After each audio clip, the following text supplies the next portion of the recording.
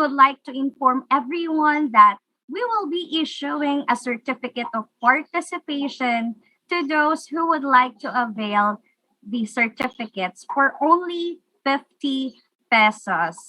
And please do not worry, this is just optional. You may or you may not avail the certificate. And yeah, we will send you the details for that later. Let us now officially begin our event with an opening prayer from one of our graduate students, Sir Reynaldo F. Anduyan, to be followed by the singing of the national anthem.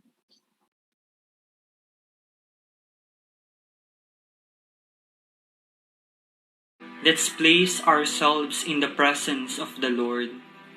Thank you, Almighty God, for the blessings you have bestowed upon us.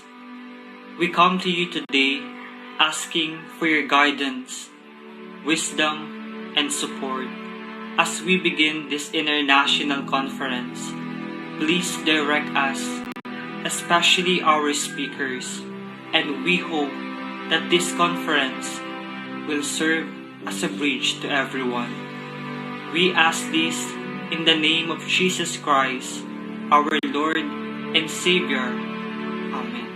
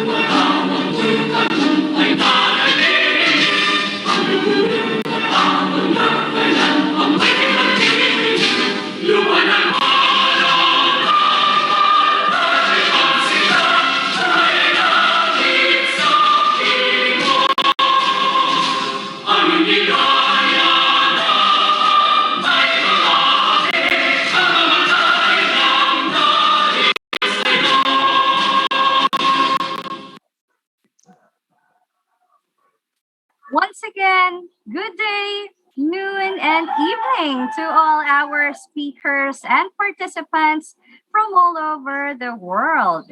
Welcome to the International Conference on Monitoring and Evaluation of School Systems amidst and beyond the pandemic.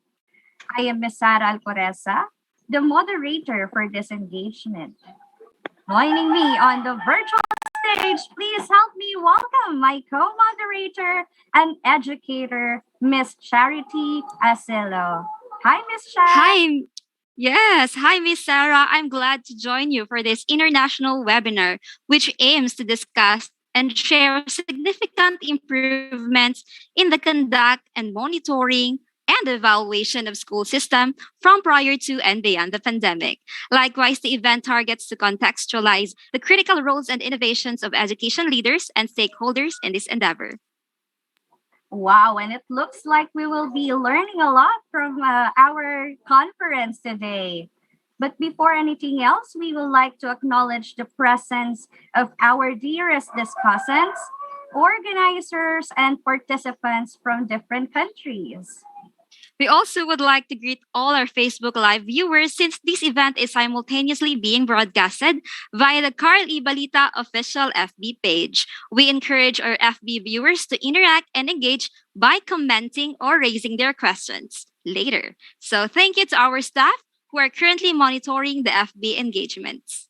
That's right, Miss Charity. And now to inspire us this morning, it is my privilege to introduce the newly appointed Dean of the Romeo Padilla School of Education and Arts of the Pan-Pacific University, the Director for the CBRC Center for Lifelong Learning, our Monitoring and Evaluation Professor, Please help me welcome our very own Dr. Virgo C. Lopez.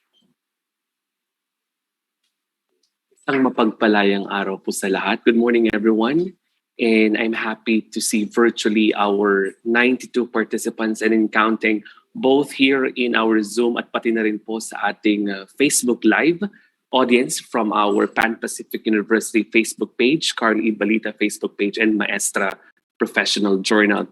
Quickly po, before I begin my welcome remarks, I would like to ascertain that everyone is here and everyone would be properly acknowledged. May we use the chat box and type po, where are we coming from?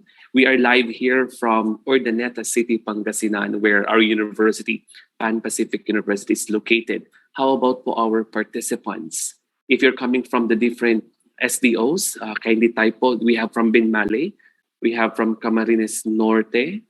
How about the rest po? Yan. And we would like to say naimbag na bigat mula po dito sa Pangasinan and to all parts of the country. And if we have also international audience, good morning. On behalf of the President, Dr. Rhonda Padilla, our Chief Operating Officer and our Dean, Dr. Engelbert Pasag, our Program Director for the Carl Balita Executive Education Program of the Pan Pacific Graduate School, Dr. Carl E. Balita, who will be joining us well later for his inspirational message. And on behalf of my EM107 Master of Arts in Education students, good morning once again, and welcome to the International Conference on Monitoring and Evaluation of School Systems amidst and beyond the pandemic. In 2021, we started with the national events such as this, where the Philippine Normal University President, Dr. Tuga, also graced the event where he evidently shared his insights when it comes to the PPST in the context of monitoring and evaluation. We have had also that time one of the rockstar principals of SDO Navotas, Dr. Robles, who shared context-based implementation of their M&E best fit practices. And on the same year, or in the same year, the Undersecretary for Curriculum and Instruction, USEC DAD San Antonio, also graced the international event with our speakers coming from the ASEAN, from Malaysia, from Indonesia, Vietnam, to name a few. And today, time flies as we are again conducting another international webinar on monitoring and evaluation.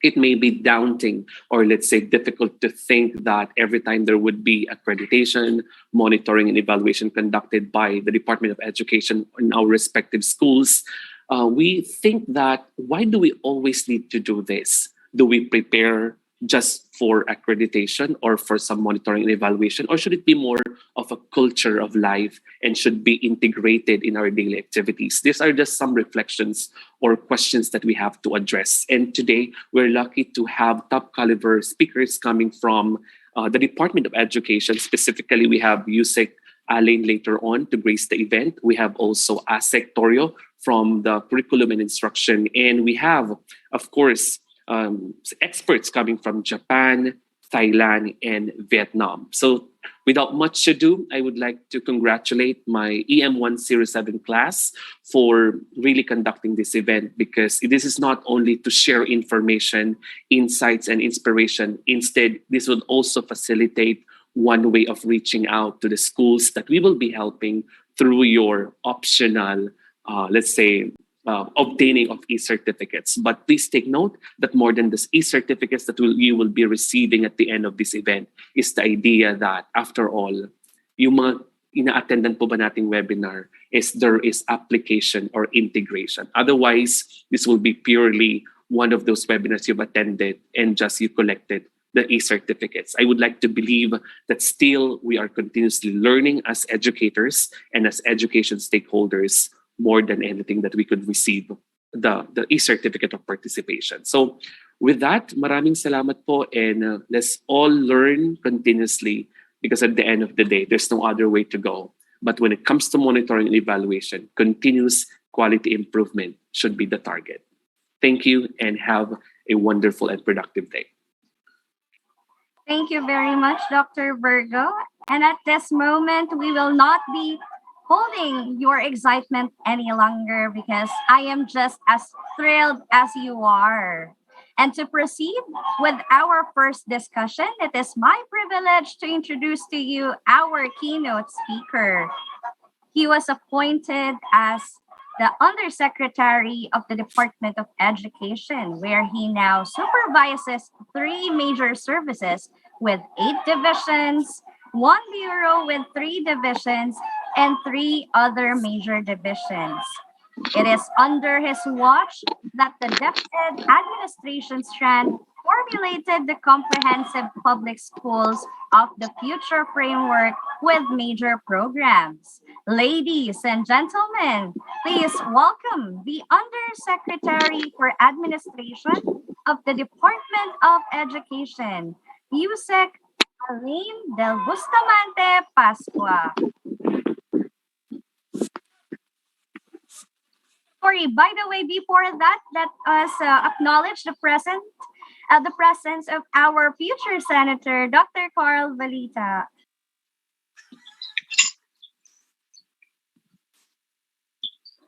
Good morning, everyone. Thank you.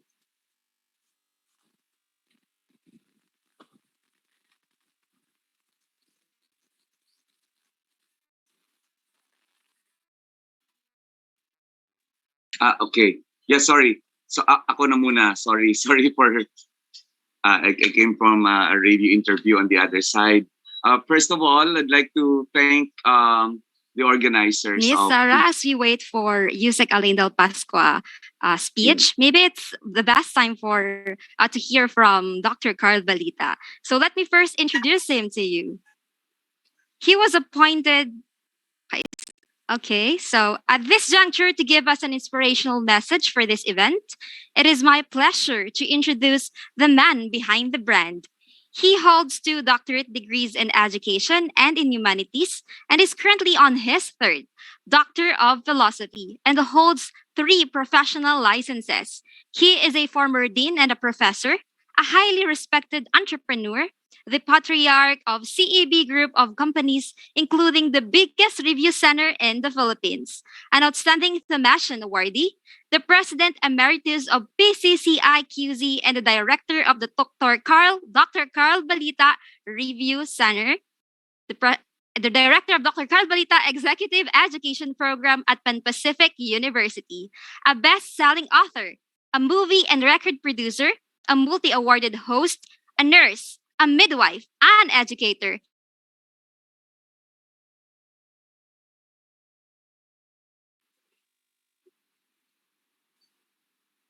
Hello, Miss Charity. Are you still there? Anyway, let me continue.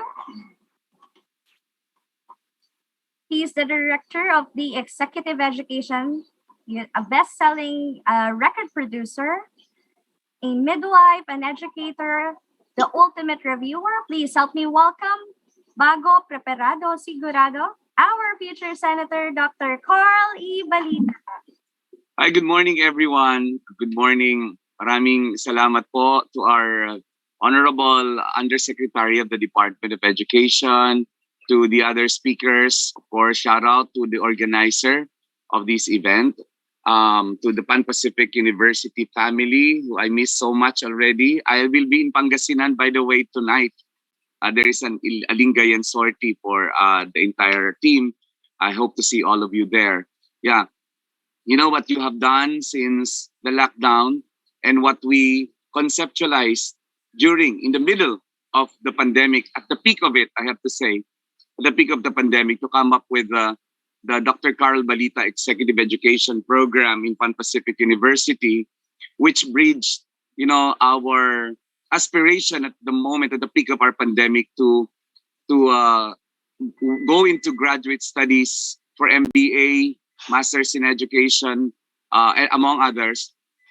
Of course, Masters in Public Administration. I look back to that day that I had to travel to Pangasinan to meet with President Padilla and, of course, our COO, Dr. Pasad. When I went there, I would still remember that we almost were not able to enter Pangasinan boundary because we came from the National Capital Region. But at that moment, I was glad that by God's grace and design, we were able to enter. and launch what is now the Dr. Carl Balita Executive Education Program. I have to tell you that at that moment, I was not even thinking of coming up with, going into this political race, into this senatorial bid that I'm having right now. I look back that all I wanted at the time was to make the full advantage of the situation. Regardless of the limitation, I saw the opportunities rather than the crisis. And then I don't have the exact number as of now, but I understand that there could already be 100 or even more of those who are pursued higher education because of that little idea of coming up with an executive education program under my name. I'm glad that through that executive education program in the graduate school, we were able to launch and hold various beautiful, rich, and really deep conversations featuring not only local but also international experts. I'm very happy that maybe I will request Dean Virgo Lopez to come up with a summarized report on what have we done in terms of delivering virtual content, virtual conversations for webinars amongst others, so that we can really look back and celebrate that seeing opportunities amid crisis. That's what I think is the value of our conversation this morning, of this inspiration, that while we may be doomed or we feel that we are in the middle of a doomed situation, there will always be great opportunities for us to see the light at the end of the tunnel, or even being the light ourselves if we cannot see the light at the end of the tunnel. Because maybe in the tunnel, there is no light, and our only option was to be the light in the tunnel, even if the light at the end may still not be seen. I'm very happy looking back and inspiring you today as I count 9 days to the election time, that when I conceptualized this executive education program, and of course, with the permission and help and acceptance of the university in general, Captain Padilla himself, the chairman of the board, I will always be, I will always be that person who will always find ways and find the opportunities in the middle of any adversity or crisis. And that's what I want to input, even as we are preparing for a beautiful webinar on evaluating and assessing, all right, which is the theme of today's conference, evaluation and monitoring of the school systems amidst beyond the pandemic. There are actually three words that I want to overemphasize before your keynote. What is monitoring? Because monitoring tells us that there is a dynamic process. There's an ongoing, never-ending process. So it's like a process which does not end, just like learning is, just like education is.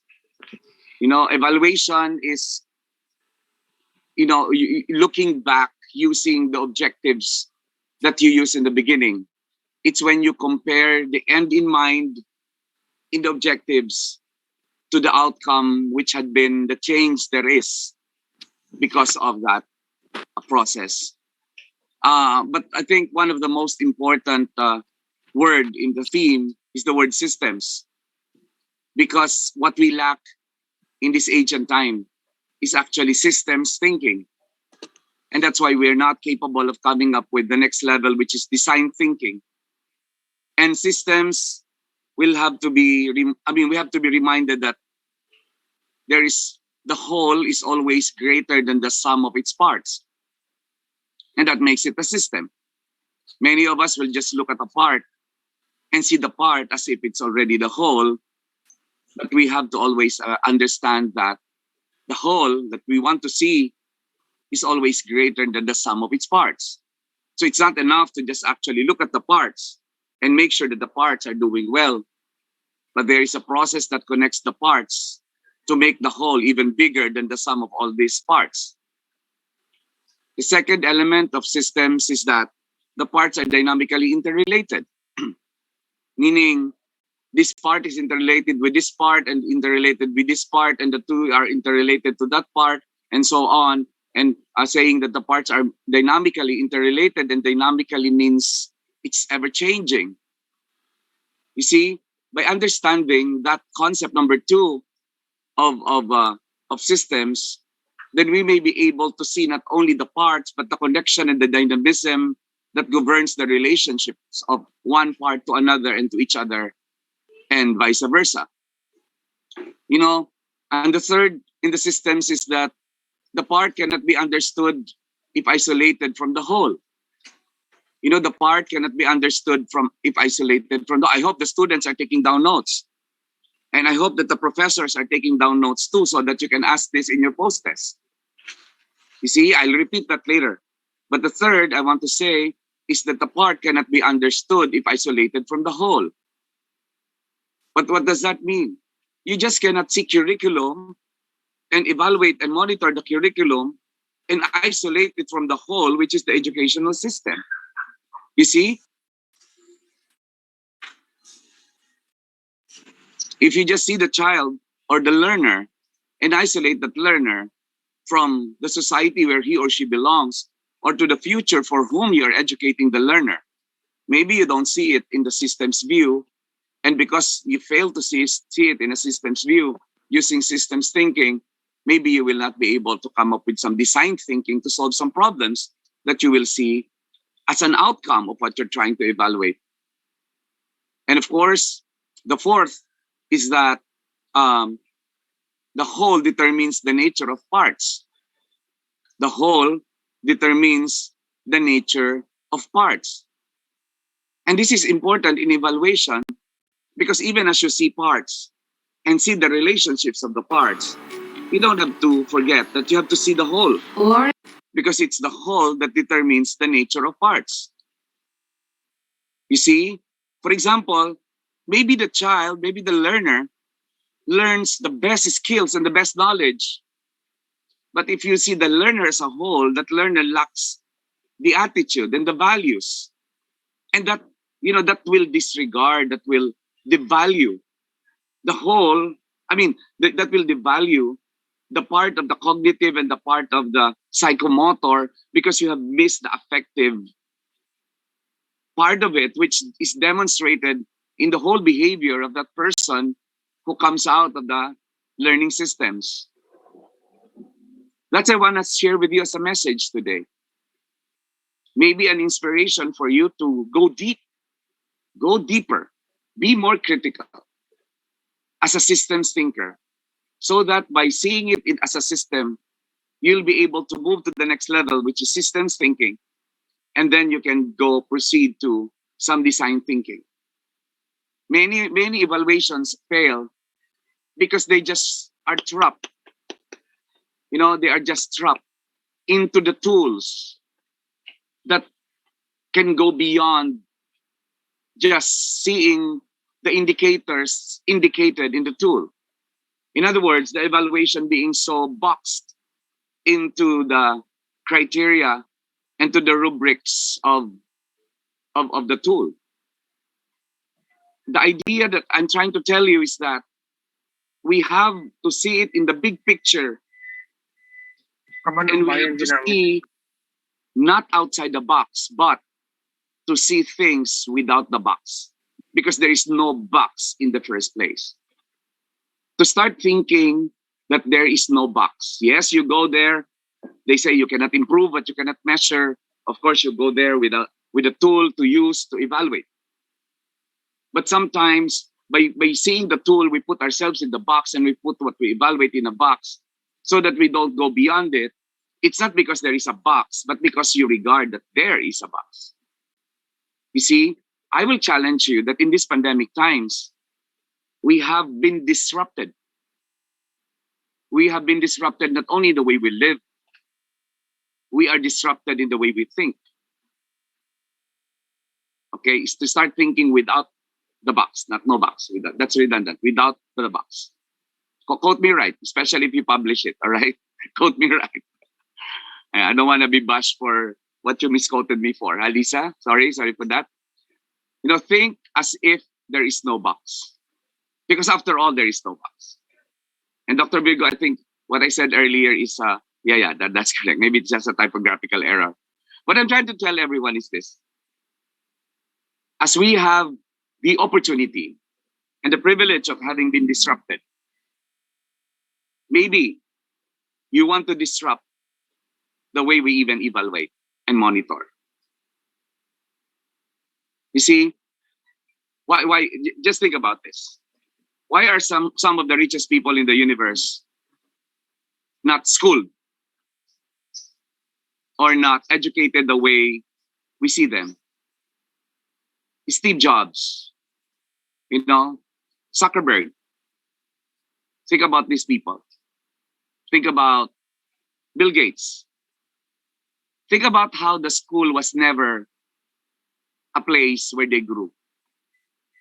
Think about how they have become successful even if they were not, they were not privileged to have had the highest level of schooling. The thing is because maybe, just maybe, maybe it's the school. Don't quote this. Okay? Maybe it's the school. Don't post this anymore, but because this is just between you and me. Maybe the school firmed up the box that we already have. And because these people were not trapped into that box, maybe that's why they saw things without boxes. And that's why they're Bill Gates. And that's why they're Steve Jobs. Even Einstein, I have to tell you, probably the most intelligent, next to Jesus Christ, of course, person we have documented in history, or probably not in IQ levels, but in the way he has contributed to society. Think about it. Research on quotations by Einstein, and you'll be surprised that Einstein sounds like anti-school. The greatest pianists, some of the richest people, the innovators of the world. What I'm just trying to tell you is this. Neurology is the most difficult subject because that which is looking is that which you are looking for. I repeat that. And I will align it with evaluation later. That which is looking is what you are looking for. That's why neurology is very difficult.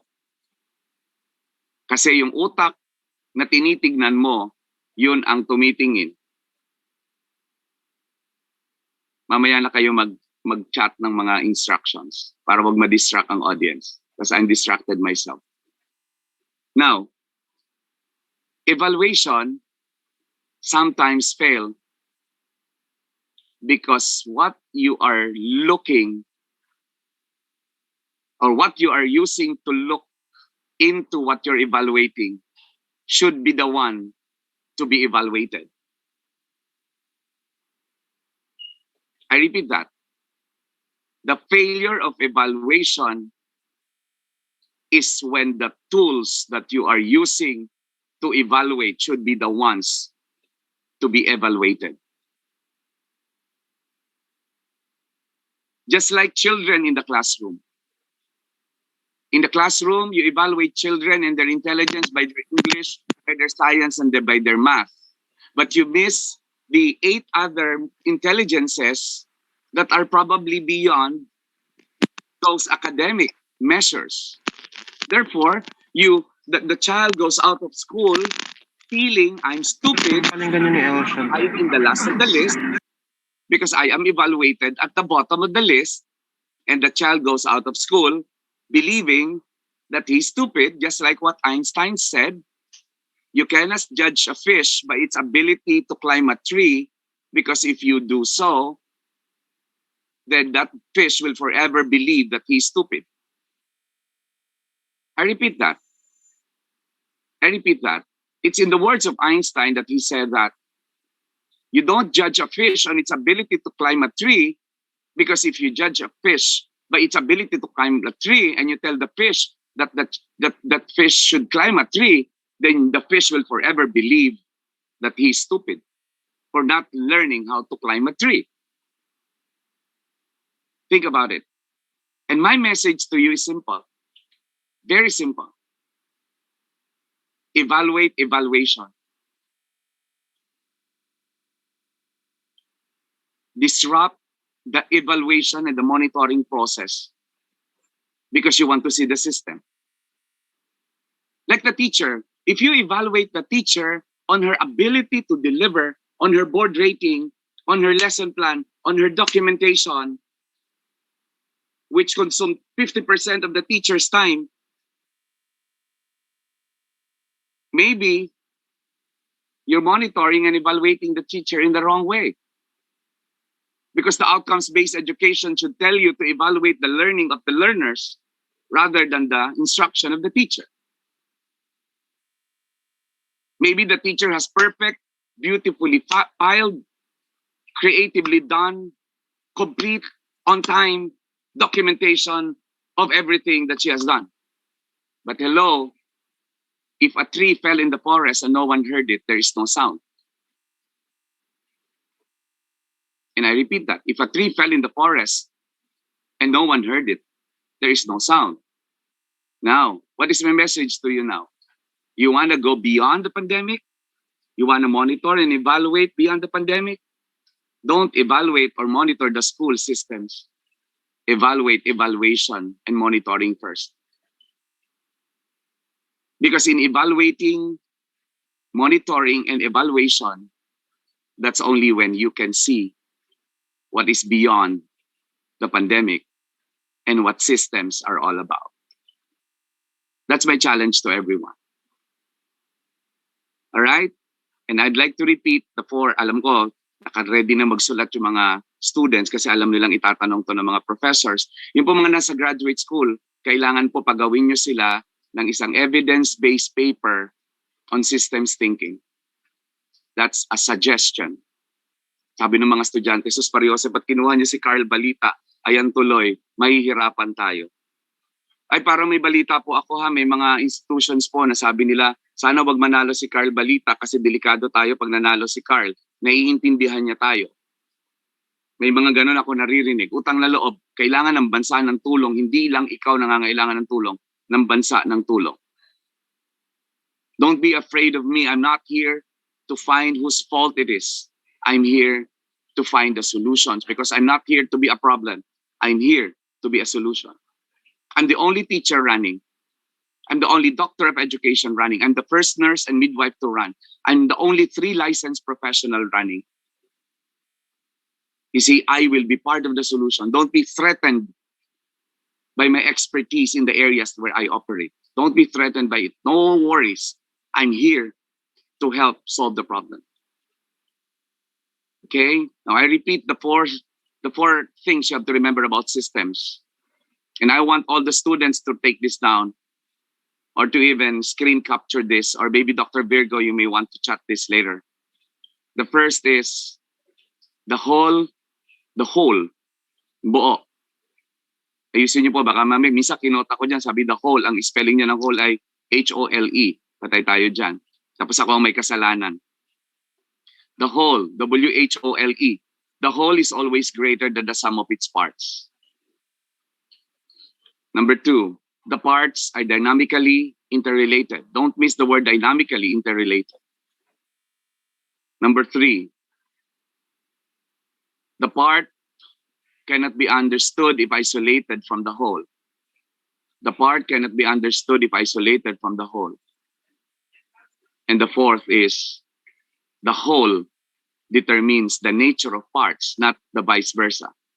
I repeat that the whole determines the nature of parts and not the whole determining the nature, not the part determining the nature of the whole. That's the second line of that. I repeat the fourth. The whole determines the nature of parts, but it's not the parts that will determine the nature of the whole.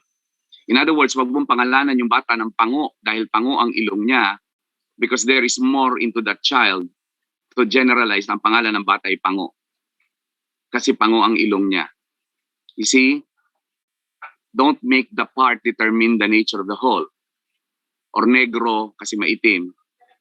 You know? Or duling kasi duling. Or kalbo dahil kalbo. You see? My point is, it should be the whole that will determine the nature of parts, not the part to determine the nature of the whole. And if there is something I want to contribute to you today in your conversation, please don't forget that if you want to evaluate and monitor beyond the pandemic, evaluate evaluation first and monitoring process first in the context of systems. Congratulations for being here today.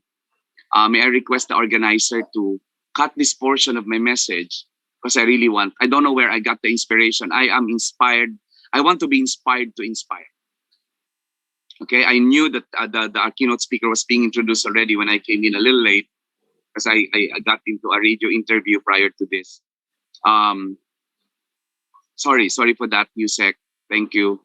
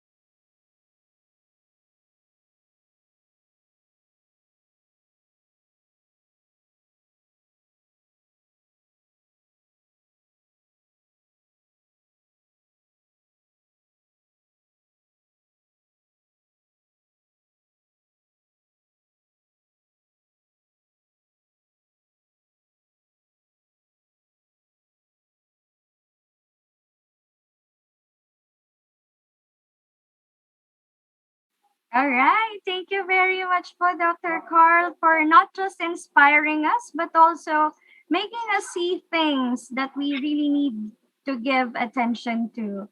Truly, we are praying for your success in the Senate. And because we don't want to miss this precious moment with our distinguished speakers, may we request for a photo op? Kindly open your camera, please. Technical team, please capture this.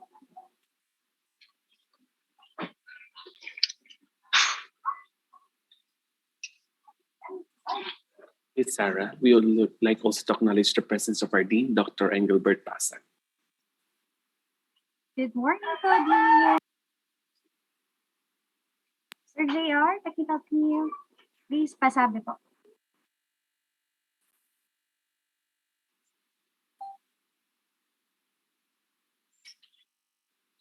All right. Thank you. Thanks, everyone. Thank you so much po again, Dr. Carl Balita. And at this point, let me introduce to you again our keynote speaker. He was appointed as the Undersecretary of the Department of Education, where he now supervises 3 major services with 8 divisions, 1 bureau with 3 divisions, and 3 other major divisions. It is under his watch that the Department of Education Administration strand formulated the comprehensive public school of the future framework with major divisions. Ladies and gentlemen, Please help me welcome the Undersecretary for Administration of the Department of Education, USEC, Elaine Del Bustamante Pascua.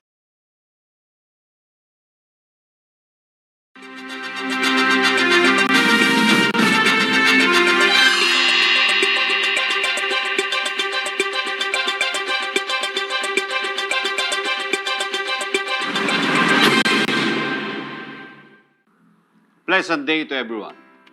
On behalf of the Department of Education of the Republic of the Philippines, it is an honor indeed to be the keynote speaker for this significant event. Many may recognize me as a public servant, but some may also know me as a civil engineer. In engineering, we apply science and math for building construction, but I can also attest that every successful project is a combination of good leadership, grassroots experience, and a lot of trial and error. These three facets have been my tools as a DepEd executive. Good leadership means seeing far ahead. It is about anticipating the changes that may come. And it is about getting your team equipped and ready to meet the future. Grassroots experience says a lot more about being on the ground, meeting the most basic level of the bureaucracy, seeing its viewpoint, and understanding its reality. Trial and error mindset allows us not to become too attached to one solution. The approach is to try, observe, assess, adjust, and try again. This is where the importance of monitoring and evaluation comes in. Monitoring and evaluation data continually teaches us the correct way to build, so to speak, adjusting our policies and programs if the information says so until we get it right. In the Department of Education, under the leadership of Secretary Leonor Magtolis Briones, our secretary, we developed the Basic Education Monitoring and Evaluation Framework. This guides DepEd operating units in the conduct of monitoring and evaluation activities and in the assessment of office and individual performances in line with the National Evaluation Policy Framework of the Philippines and the National Quality Management System, which aims to enhance the organization's capacity and internal systems and processes.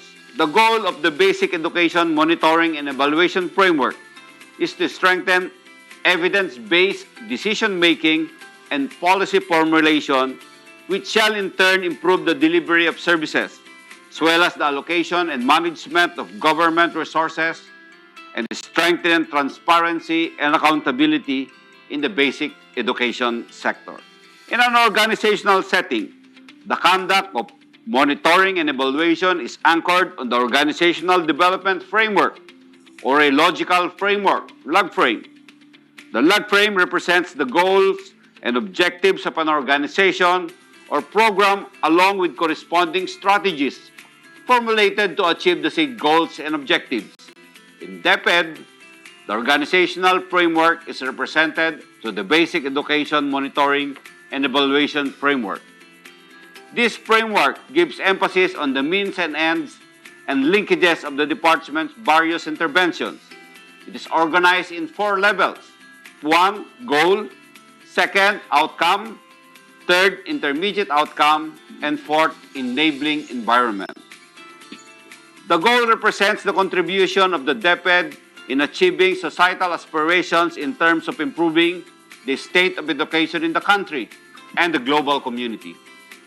The outcome represents the result that DepEd would like to attain as an organization. It also encompasses the strategic directions and agenda of the DepEd as an agency. It describes the condition and characteristics of this kind of learners the organization wants to produce, what we want our learners to be after they complete basic education. DepEd aims to develop learners who are well-rounded, happy, and smart. It seeks to reinforce current measures of learning outcomes to recognize diversity of talents and intelligence. It ensures that policies and programs aimed at addressing the holistic needs of learners are implemented. The intermediate outcome represents what DepEd as an organization endeavors learners to be while inside the basic education system in terms of access and quality. Relatedly, enabling environment defines the necessary governance structure in terms of leadership investments, management systems, partnerships, and external relations that will ensure the effective, efficient, and responsive delivery of basic education needs of the learners. The enabling environment shall create the enabling conditions needed to successfully achieve the intermediate outcome. In operationalizing this framework, all operating units are expected to develop monitoring and evaluation plans for their respective education programs and policies. The monitoring and evaluation plan is a document that provides guidance on the purpose and process of conducting monitoring and evaluation of any programs, policies, projects, office mandates, and activities. This contains the scope and purpose of the monitoring and evaluation, data collection and management plan, data analysis plan, and the monitoring and evaluation results, reporting, dissemination, and utilization. I could go through and discuss the methods and systems we use at the Department of Education. I could explain further the types of monitoring and evaluation we have: readiness monitoring, progress monitoring, process evaluation, and results evaluation.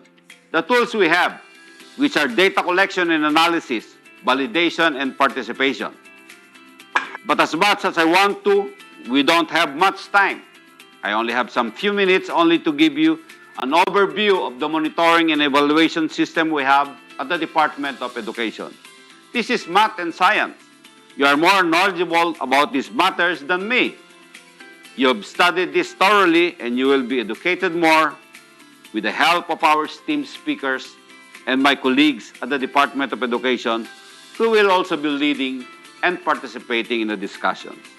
What I really wanted to impart with you this morning are things that go beyond math and science.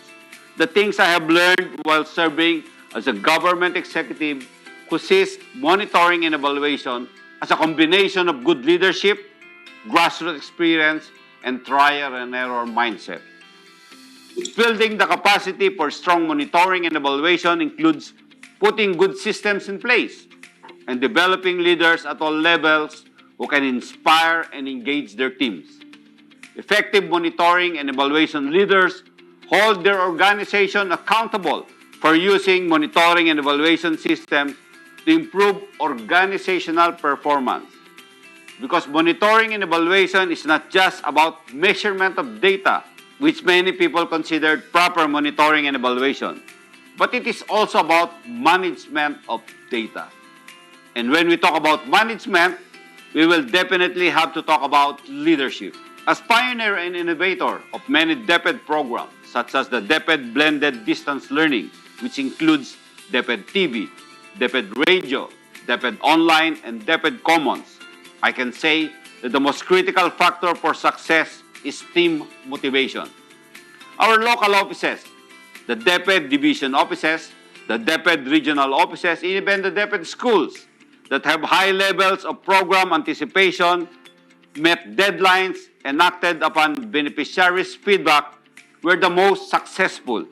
These teams have internalized two of the most important lessons in leadership: taking responsibility and being accountable as the keys to success.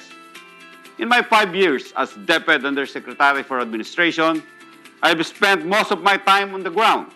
Along with the formulation of programs and policies, I want to get in touch with the people I serve.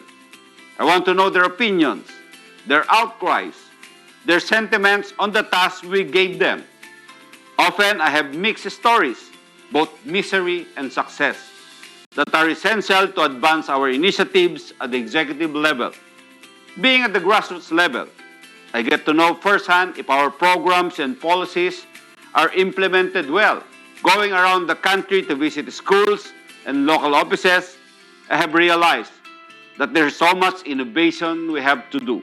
Together with the entire administration strand, the Disaster Risk Reduction Management Service, the Information and Communications Technology Service, the Bureau of Learner Support Services, the Health Division, Youth Formation Division, Sports Division, and the Education Facilities Division.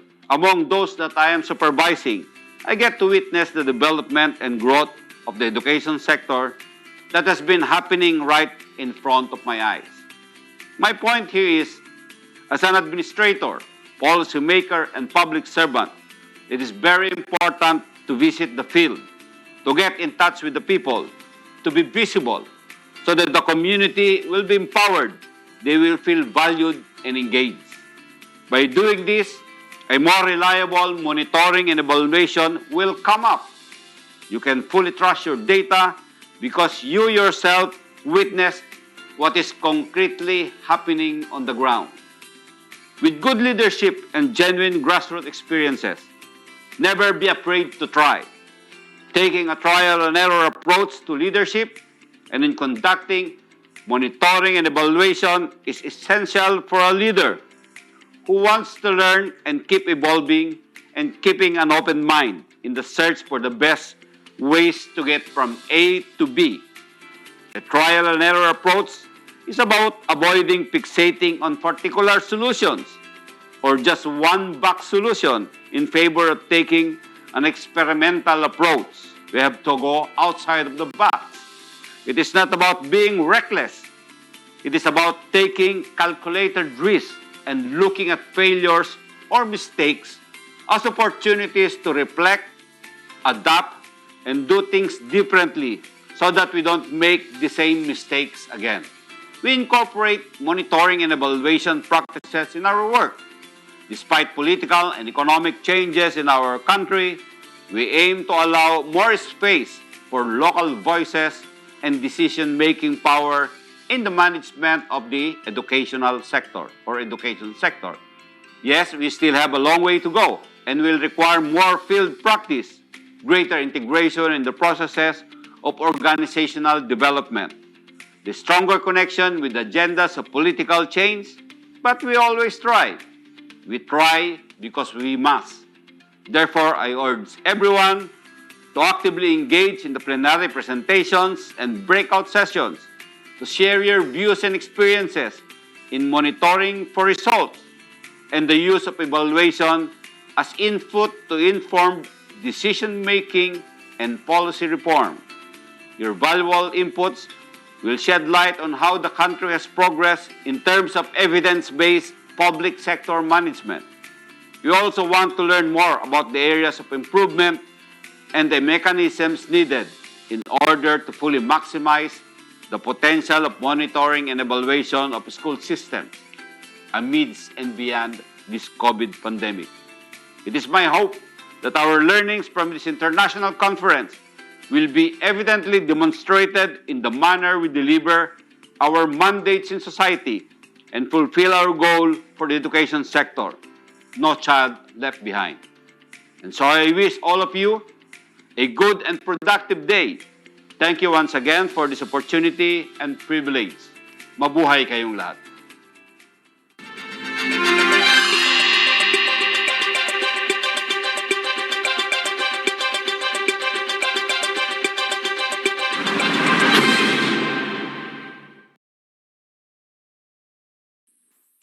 Thank you, Yusek Elaine Del Pascua, for gracing us with your comprehensive discussion. I'm very certain that our Facebook viewers and Zoom participants had also learned a lot from your speech. Before we proceed to our next speaker, we would like to acknowledge the presence of Dr. Engelbert Pasag, the Dean of Pan Pacific Graduate School. Also, Ms. Lythand Van is here, one of our resource speakers. Welcome to our conference. Let's now move on to our next speaker. Relentless to use her skills and talents in serving others, she started her career in the Department of Education as a guidance counselor in Pangasinan National High School in 1986 to 1990, and was subsequently promoted as an Education Supervisor 1 in Schools Division of Pangasinan in 1990. Her journey continued as she eventually rose to ranks to be the Regional Director of Region 1. Evidently, ASEC Alma Torrio has a diverse interest of learning, as she was also commissioned as a reserve officer with the rank of lieutenant in the Philippine Air Force on August 16, 2002, while fulfilling her duties to the DepEd. A round of applause for Ma'am Alba Ruby C. Torrio.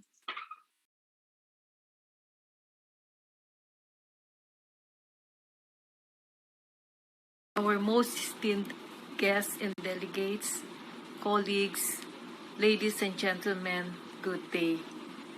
Every day in our profession, we challenge ourselves to do better for our learners and for our beloved Department of Education.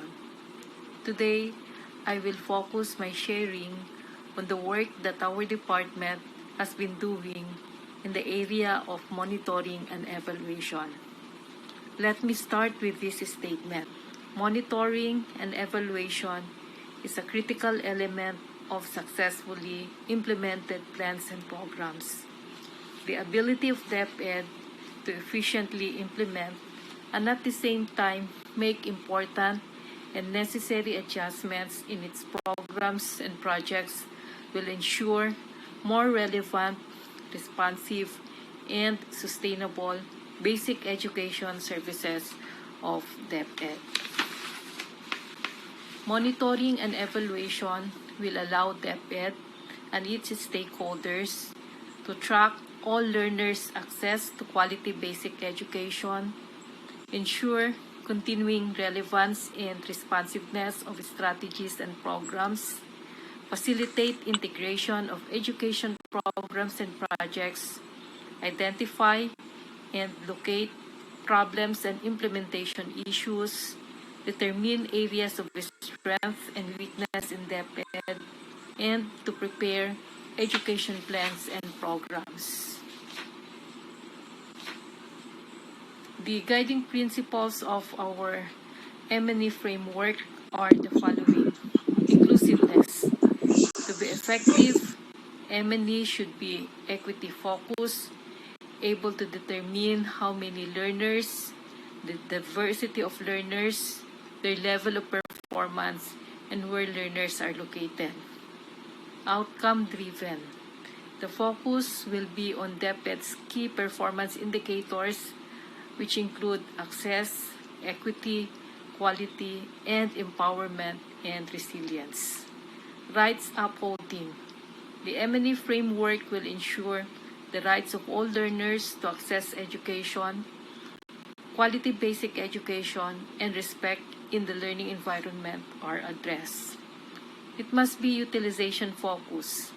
All activities, reporting requirements, and Emini outputs will be used to improve the scope and quality of education plans, develop demand-responsive basic education policies, improve the designs of programs and projects, and recalibrate DepEd's enabling mechanisms as needed.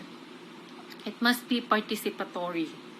The Emini system must serve as a platform for bringing internal and external stakeholders. Timely response. Emini strategies should be designed to catch issues as these occur to prevent escalation. And lastly, it must be decentralized. Emini is decentralized. It is integrated into one system and must use common standards. Our Emini framework outlines the scope, which include the outcomes, the intermediate outcomes, strategies, and enabling mechanisms, and defines the indicators that will be used to verify performance and the processes that will be used to validate the achievements and accomplishments of DepEd. On the screen is the upper levels of the Emini results framework. Starts with the goal, followed by our sector outcome, intermediate outcomes, which includes the 4 pillars. Pillar 1 is on access, Pillar 2 is on equity, Pillar 3 is on quality, and Pillar 4 is on resilience. And it also includes the enabling mechanisms for governance. The next slide will deal on the operationalization of the Emini framework. The Emini framework framework will be operationalized into 6 distinct but integrated strategies, which include the establishment of a baseline, the quarterly program implementation review, the annual implementation review, the midterm review, the results monitoring and evaluation, and lastly, the impact evaluation. How to come up with a decentralized Emini system? As you may know, the Governance of Basic Education Act of 2001, which is enacted under RA 9155, establishes the accountabilities and responsibilities for ensuring access to, promoting equity of, and improving the quality of basic education. The powers, duties, and functions of the CO, RO, SDO, schools were defined with clear boundaries and accountabilities.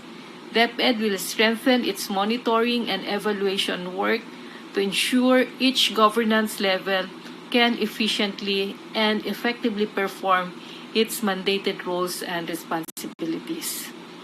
An integrated Emini system composed of 4 Emini subsystems which will be operationalized. These include the school Emini system and the ALS Emini system. A school-level system for doing Emini work will be established for use by the school heads, teachers, community stakeholders, and learners to manage the learners. On the screen is the mandate of our school Emini system. Next slide is the ALS Emini system with the following functions. And then we also have the division Emini system, and the division Emini system as follows. Then we also have the region Emini system, and the region Emini system shows as follows. Next is the CO Emini system.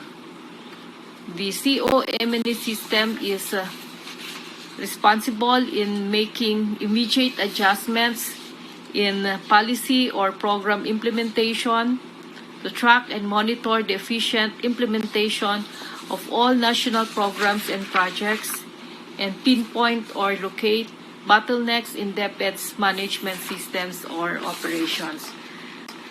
So, my dear friends, I hope you were able to learn something on my sharing on the Emini framework of our educational system.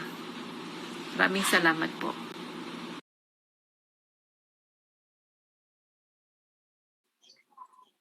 Thank you very much, Ma'am Alma. I definitely agree with a lot of what you have said about the importance of realizing the essence of leverage in the curriculum of the schools.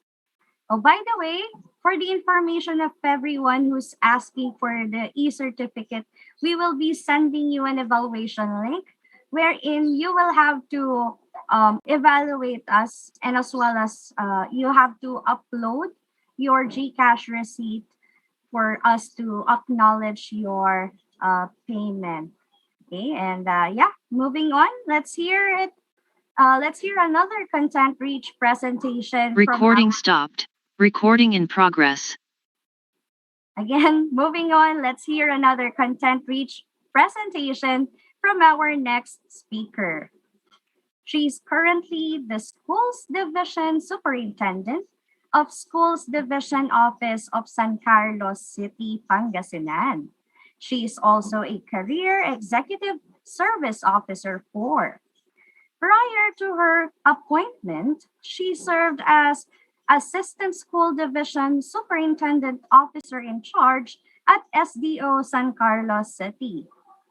She is also the Secondary School Principal 4 at Calasiao Comprehensive National High School, Principal 2 at Mapandan National High School, and Master Teacher 1 at Manawag National High School. Let us all welcome Dr. Lourdes V. Servito.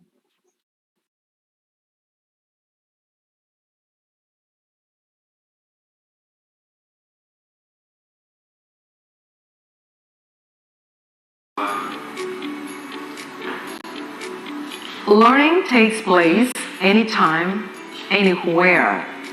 The challenge. This is the challenge to leaders taking up spaces to improve or change the system. Yes, learning takes place anywhere or anytime, and anytime at that. With modern technology, with the World Wide Web and electronic gadgets, this is made possible. As the world faces the challenges of times, climate change has been triggering calamities brought by man and nature, like flash floods, earthquakes, storm surges, tsunamis, and the like in diverse places. Walks of life have subsequently changed too. Trade and industry, commerce, have been distracted and gradually adjusted. The education process has to be reviewed and attuned to the changing times. And the worst came about as brought by the COVID-19 pandemic. Education has to continue despite the challenges. New modalities of teaching and learning have been created. During lockdowns, the schools were closed, so face-to-face classes were disrupted. So I have here our SDO SCCP experience. SDO stands for Schools Division Office, SCCP, that is San Carlos City, Pangasinan experience. So let me have this video for a while.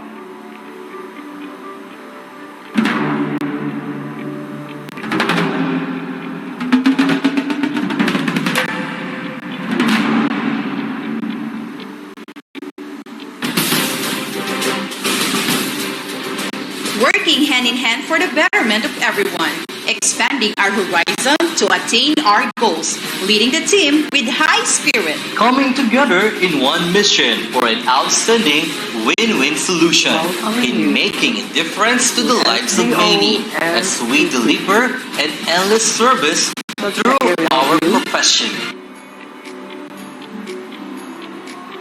And this is a short profile of SDO SCCP through a video.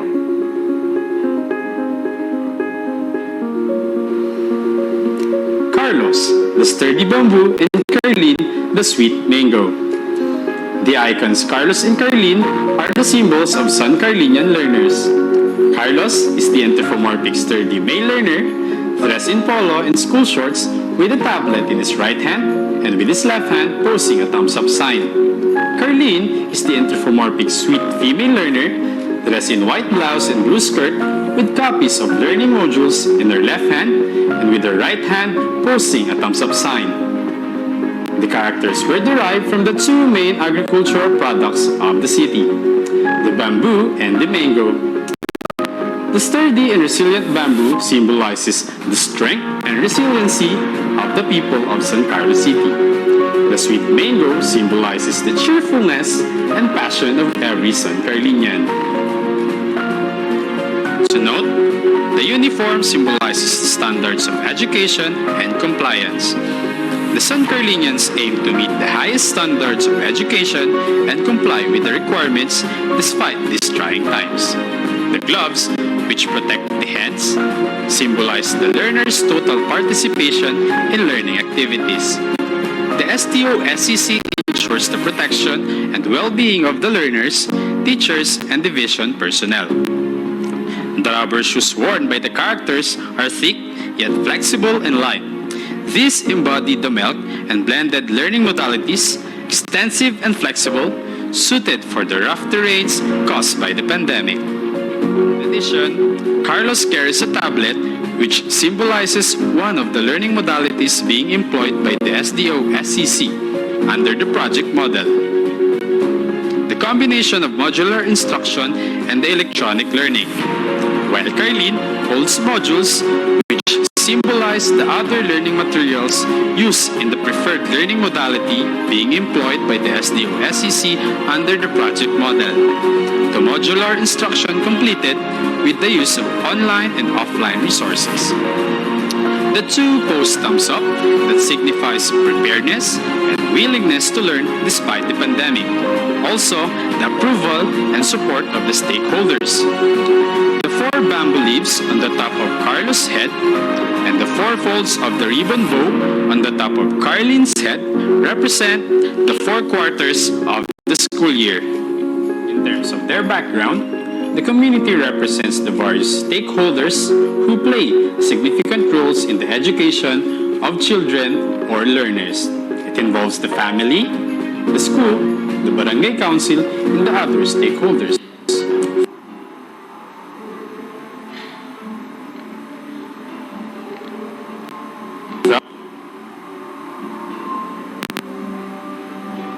So we have 55,720 learners of San Carlos City.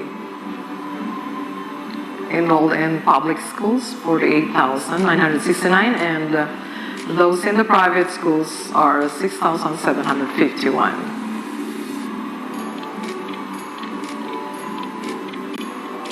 So there are 28,745 male learners and 26,975 female learners. So we have the icons representing the male and the female learners.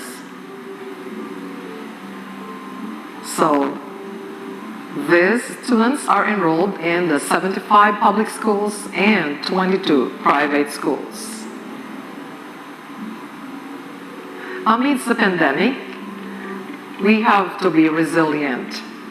So we have this quotation from Scott McLeod and Shelley Dolsky, 2021 of University of Colorado, Denver, Colorado, USA.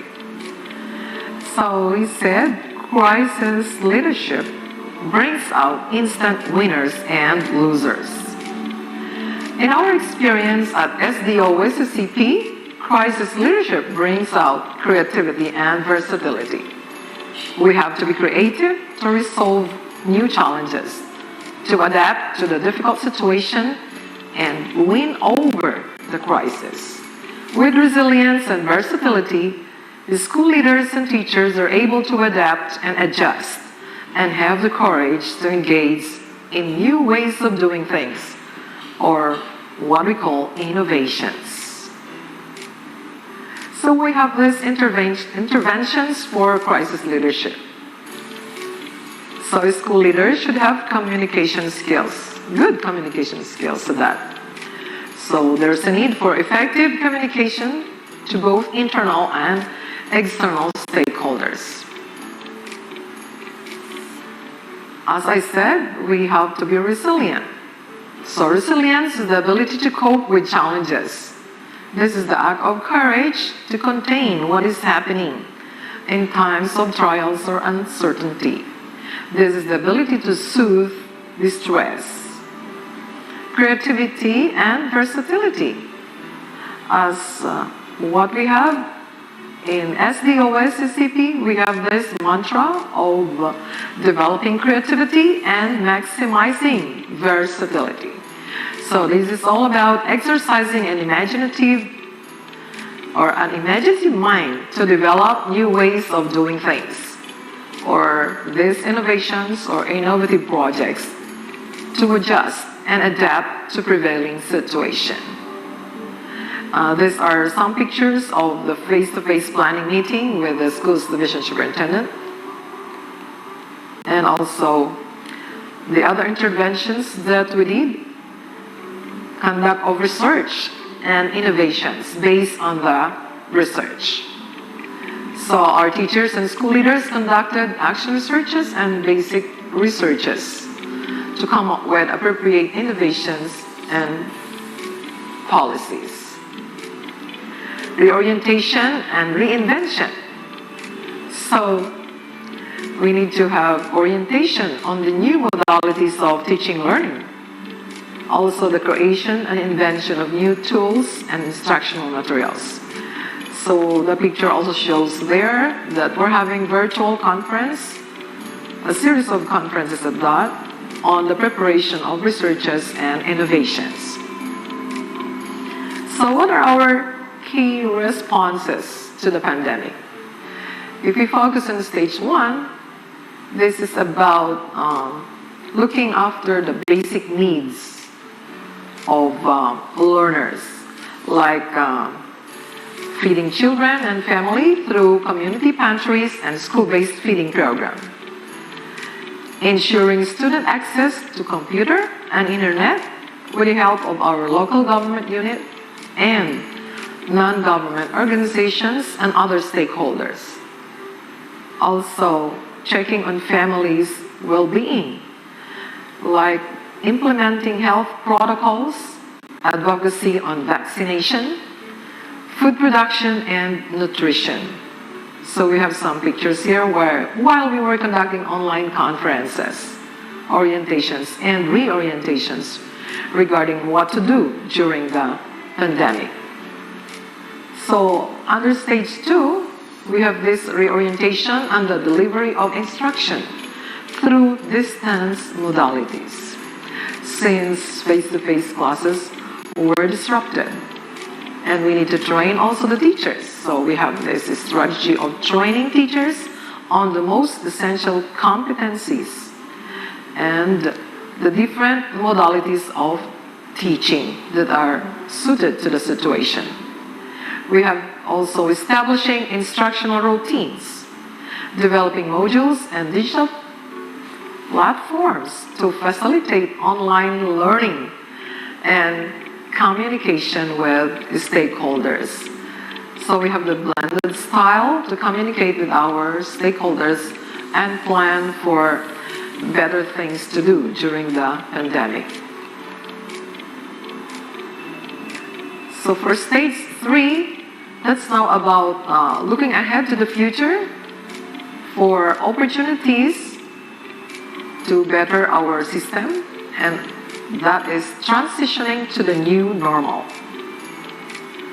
Then we take up spaces. We look for other spaces,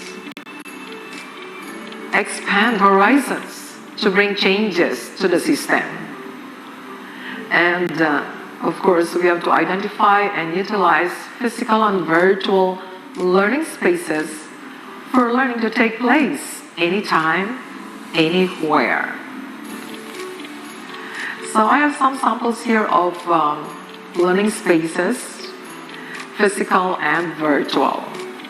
For the physical spaces, these are some examples of what we used and what we did at SDO, SCCP. Of course, the normal classroom, the four corners of the classroom with the teacher, and we have the study corner or the classroom at home, which we developed when modules are brought to the homes of the learners.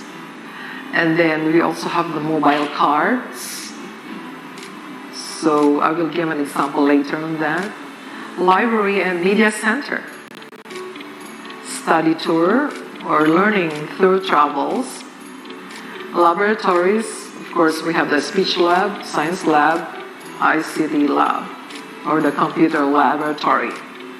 Learning resource centers, amphitheater, social hall, or we have here in our place the covered courts. We also conduct classes or sessions sometimes under the trees for special reasons, like a topic on love of nature. Also in gardens and even in cafe, internet cafe, where students also make their researches. Virtual spaces, some examples using the digital platforms like Google Meet or the Google Classroom, MS Teams, YouTube, Facebook group, Edmodo, and the like. Online classes using internet connection or those who don't have internet would have the recorded video lessons. So we use video lessons and other pre-recorded materials. And also we use radio and television. So teaching setting at the radio and also at the television station. We have the broadcast and webcast via YouTube channel.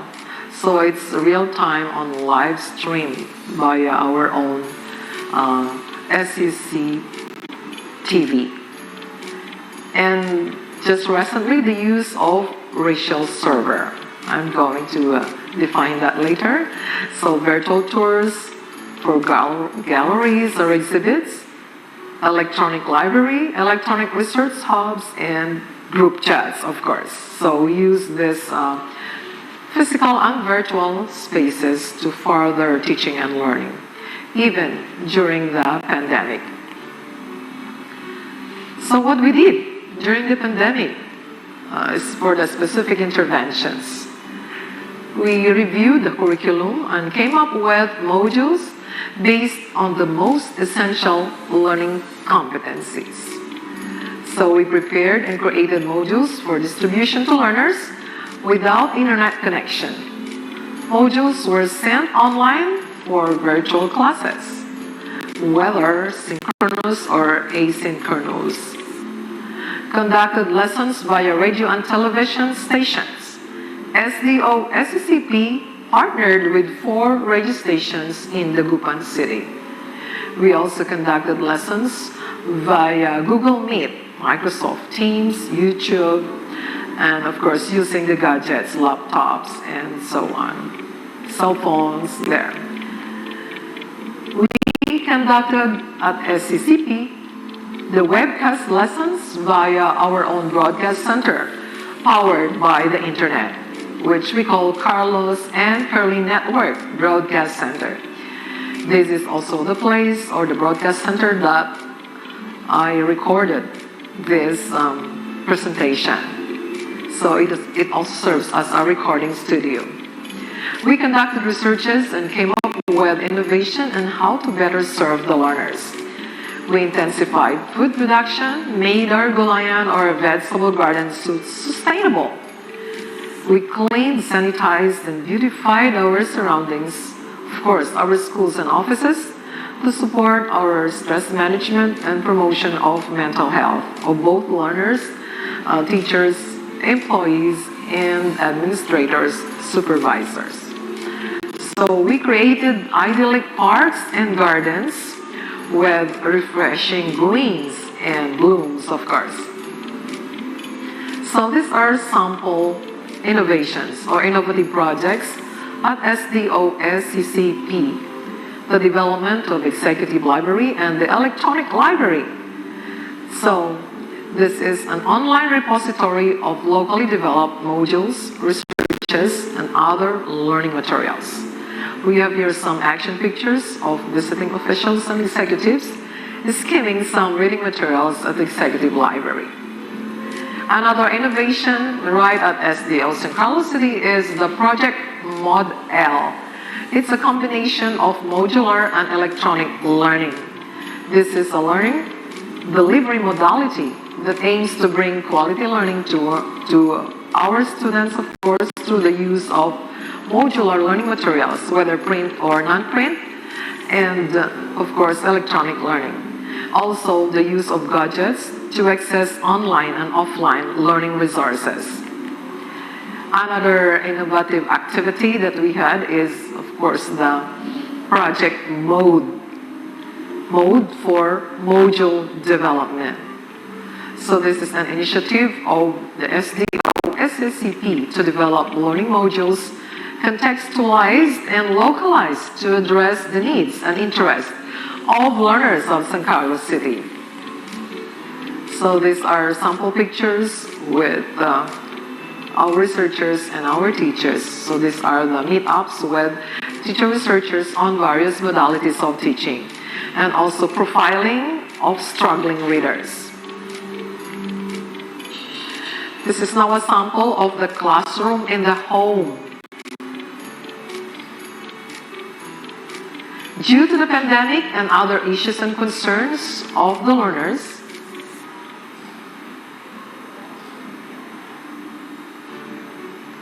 regarding certain family problems, illness, and truancy as gathered from the school guidance counselor, the project Classroom in the Home is crafted with the goal of bringing the classroom to the learners' homes so that they can participate and learn and thus not be left behind. Other possible goals for these visits to the homes, include overcoming social barriers, offering information about academic development, enlisting parental assistance in achieving scholarly success, and providing guardianship, with also providing them the tools in order to do so. So this is now an example of the mobile cart, the math on wheels. This is another innovative project in our SDO. Math on Wheels is a mobile tutorial lesson that encompasses a regular meeting with learners from the primary service areas of San Carlos City's secondary schools.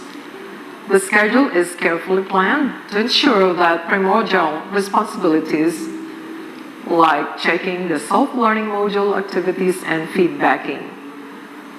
So the mobile cart or the math on wheels is also attuned to the self-learning modules.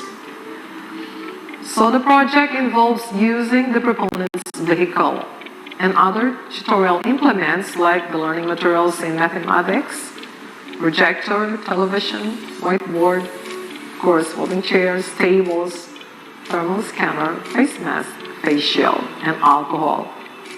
Observance of the minimum health protocol set by the IATF to avoid the spread of the COVID-19 is highly considered. Another innovative project of SDO-SCCP is the Project Free or the Future Ready Education.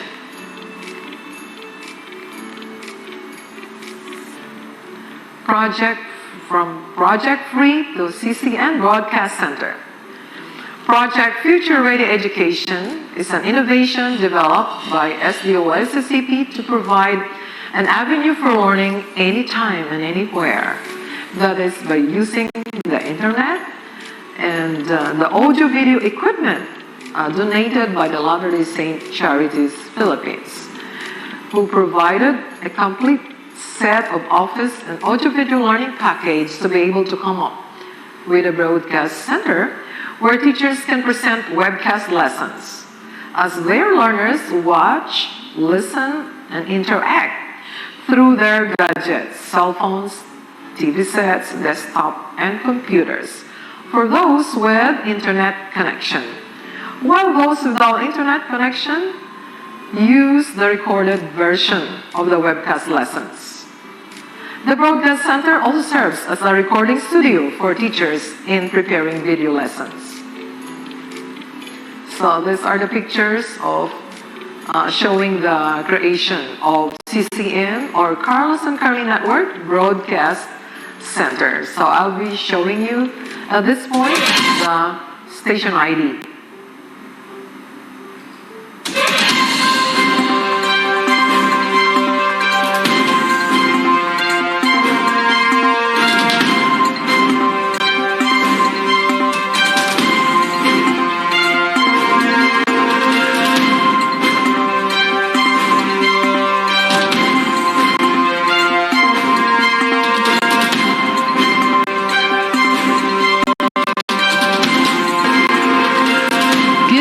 Philippines, hello Region 1, aloha San Carlinian learners, airing live from the mango bamboo capital of the Philippines, San Carlos City.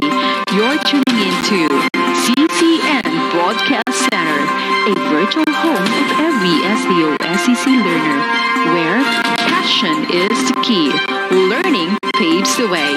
With our division mantra, developing creativity, maximizing versatility. This is your CCN Broadcast Center, CCN Broadcast Center, a virtual home of every STO-SEC learner.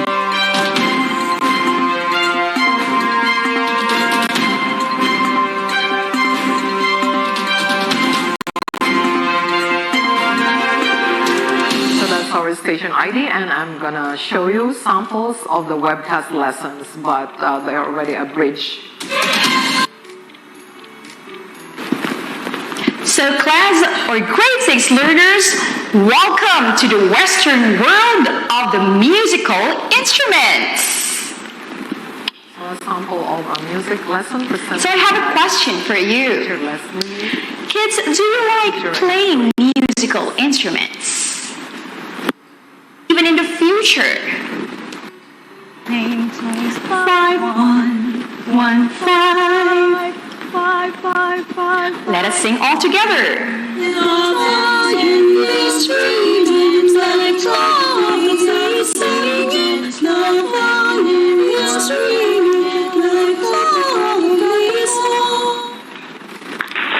Did you enjoy the song, kids? I hope so. And now, what? Okay, so moving Now, on and to what time is it? another. Yes, it's math time with Teacher March again. And so get your pen and paper ready, your Module 7 ready, and let's learn together. All right. So for today, we're going to have two objectives. Number one, we're going to interpret, explain the grouping, exponent, multiplication, division, addition, and subtraction, or what we call the Gemda's rule. Second objective we're going to perform two or more operations on whole numbers with right now. And what time? So we just cut the videos because each lesson would run from 30 to 45 minutes. In order to view fully the webcast lessons, you can go to SDO-SEC TV YouTube channel. So that's our own broadcast center, and that's our own TV YouTube channel. And also very recently, we have a tie-up project with the Latter-day Saints charities, and this time they are providing to us the racial servers. So this is now the project racial. So we are in search for additional learning spaces. We are taking up spaces to better the system and also to adjust to the challenges of the times, like in the pandemic and even after the pandemic. For now, we are transitioning to the new normal. So, racial would stand for Remote Area Community Hotspot for Education and Learning.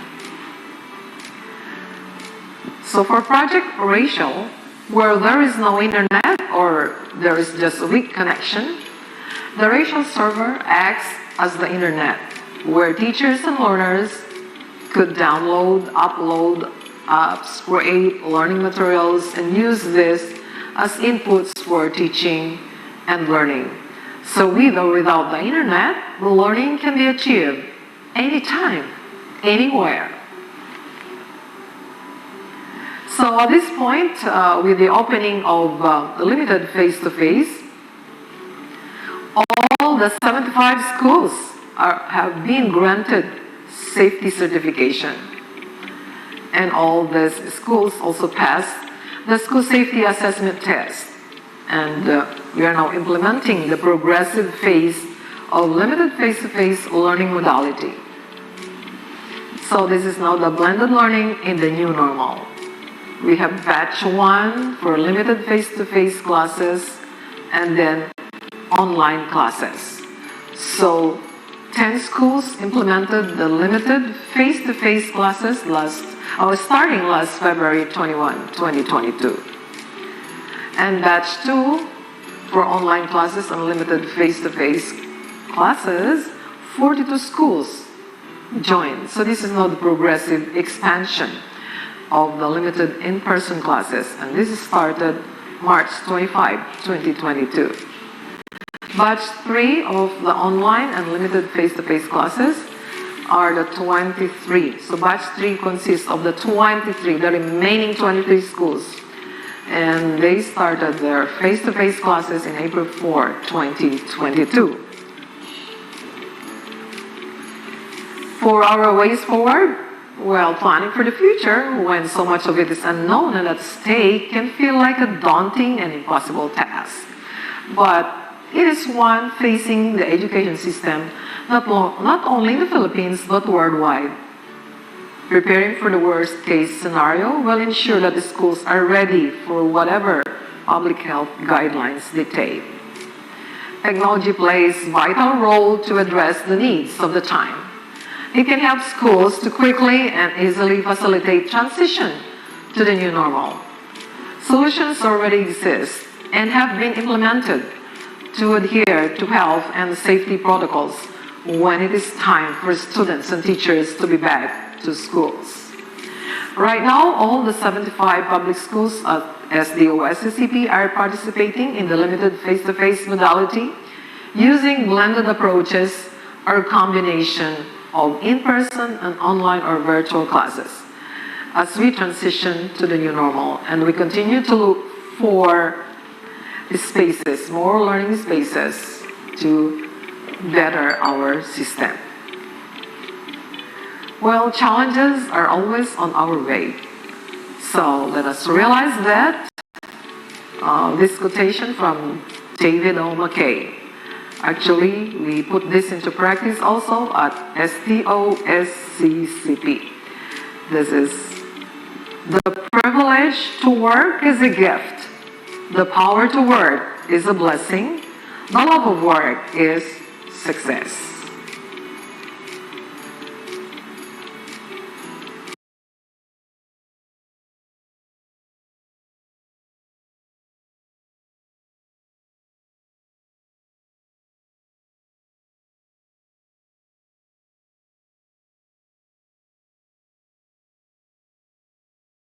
Ang chat.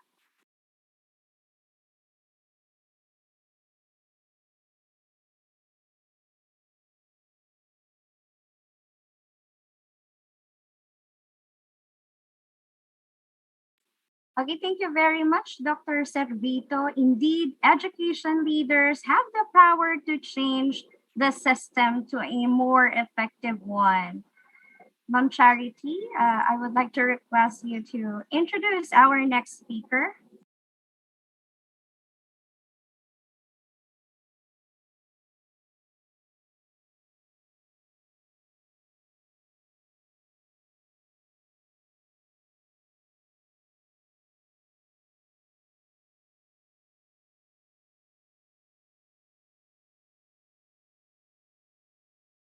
All right, so I'll do the honors.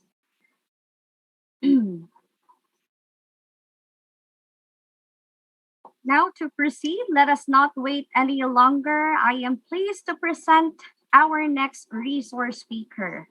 She is currently a lecturer of English at the International School, Vietnam National University.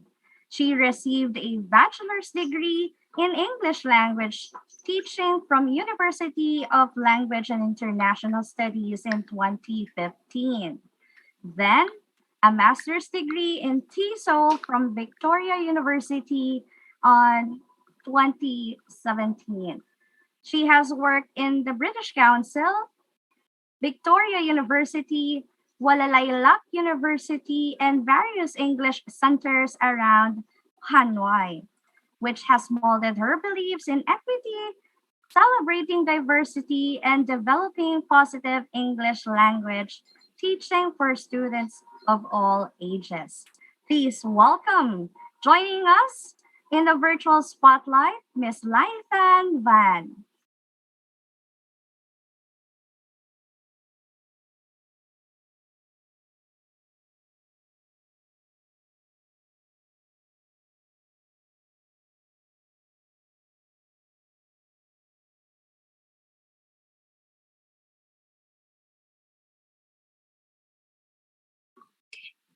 Good morning, everyone. Sorry, I just tried to unmute but cannot. Hi, everyone. Can you hear me? Yes, ma'am. Good morning, everyone. I hope you are well. So, hello from Hanoi, Vietnam. So, nice to meet you all today. All right. So, let me share my screen first.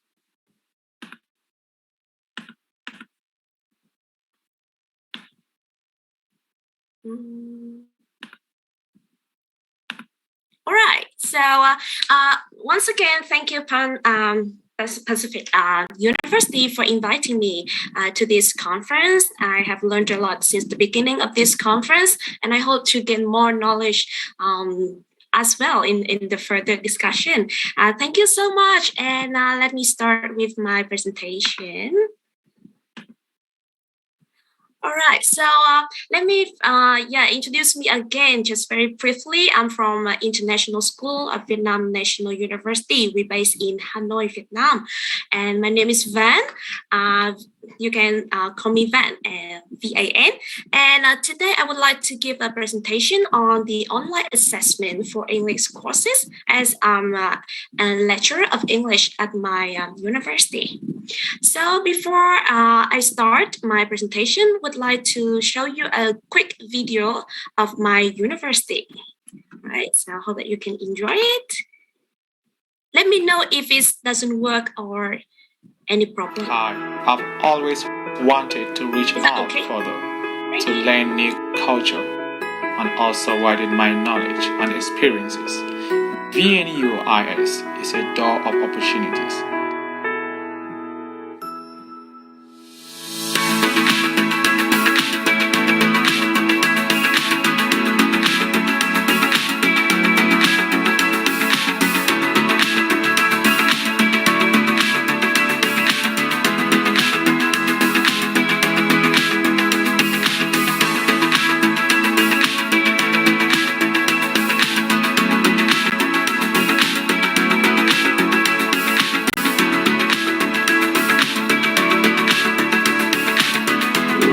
I think VNUIS is a great place to study. You have many opportunities not on the academic side of learning, but also on the social side of learning, as well as being located in a major metropolitan area, internationally known. Hanoi provides lots of opportunities for not only a high-quality education, but cost-effective education. At VNUIS, we aim to provide our students the most comprehensive education, as well as hands-on experience to widen their learning ability and skill. VNUIS tries to ensure that international students have the best learning experiences. English-speaking environment here will help them feel like home. Besides academic training, we also have diverse student services such as career orientation, soft skill training, company tour, internship, and many more, all aimed to support student holistic development. So trust me, you will make the most of your youth here. So see you at VNUIS. At VNUIS, you can follow your own personal interests, make lifelong friendships, and enjoy the excitement of university life. There are a number of students clubs, so you have a lot of choices to go with. Hanoi is really amazing. Everything is affordable. I got to experience new culture, make new friends. Every day is a new experience for me. The staff are really helpful. The services provided for students are diverse also, from admission, scholarship to career orientation, and counseling services as well. Between many universities in Vietnam, I choose VNUIS for their quality and reputation. VNU is one of the leading universities in Vietnam, and I believe that when choosing VNUIS, they can help me to be succeeded in my future life. I have made one of the best decisions in my life so far. How about you?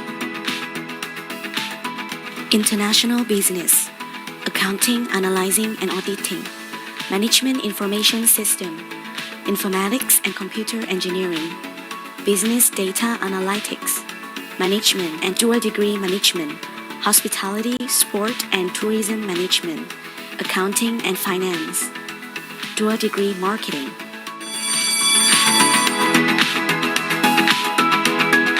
Come enjoy us! All right, so that's a really, brief information about my university. So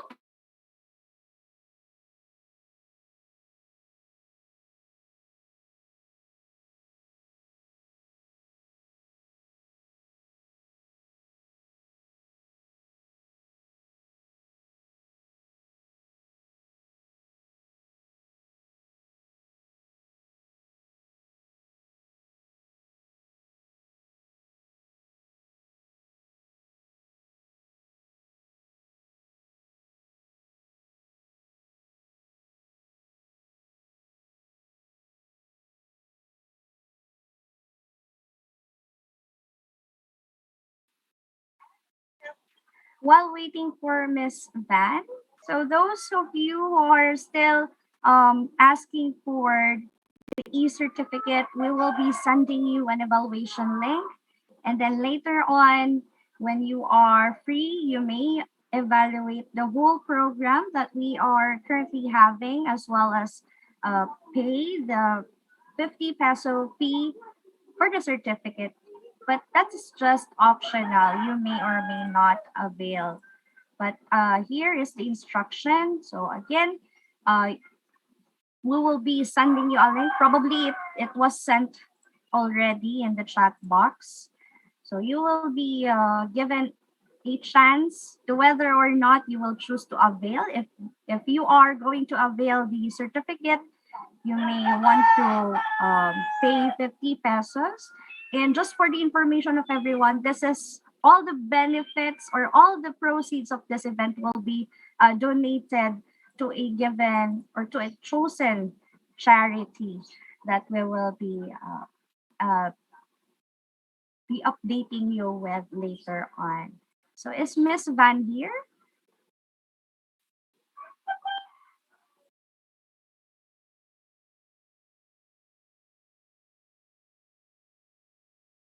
Yeah, Sir JR?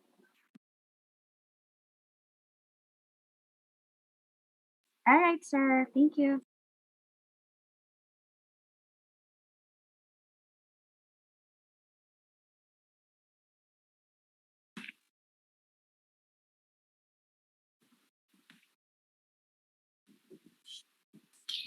all right. Hello, everyone. My name is Fan, and I come from International School, Vietnam National University.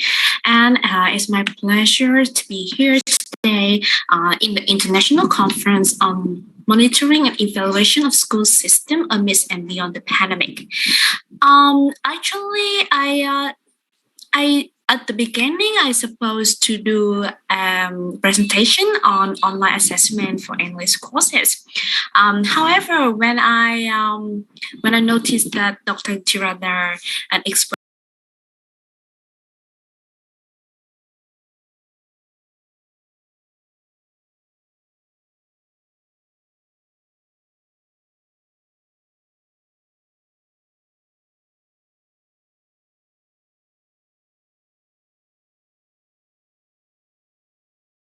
All right. So we are really getting to the exciting part. So yeah, while we are waiting for Miss Van, I believe the technical team is working on the recorded video of Miss Van as well. So how are you? Are you still learning? Are you still feeling positive about the event? Let me ask your feedback regarding uh, the program that we are having. Oh, really? Wow, that's a nice thing to say, Sir John Paul. So some of our audiences are really enjoying our event today. Yeah, it Yes, ma'am. helps And a lot. according to Miss Princess, yes, always listening. Yeah, and also Richard Duman agree with that. Yes, okay. And yeah, we will be having a lot of speakers today. So punong-puno po tayo ng ng matututunan ngayon. And hopefully will bring what you have learned even in your actual classroom or actual schools if you are school leaders. Sir JR? And also later you could ask questions with our speakers since we have the Q&A portion part. So if you have any question, you could ask them. Right, Ma'am Sarah? Yes po, especially that part. It's very important that we will acknowledge your question so that we will be we will have yeah, Miss Van is here already, I think. Miss Van, hi, welcome back. Welcome back, ma'am. Hi everyone. Sorry. Sorry everyone. I was dropped out of my internet at my home. Can you hear me now? Yes, definitely. So should I, continue? Yes. Yes, ma'am. Okay. Let me continue. Thank you everyone for staying with me. All right.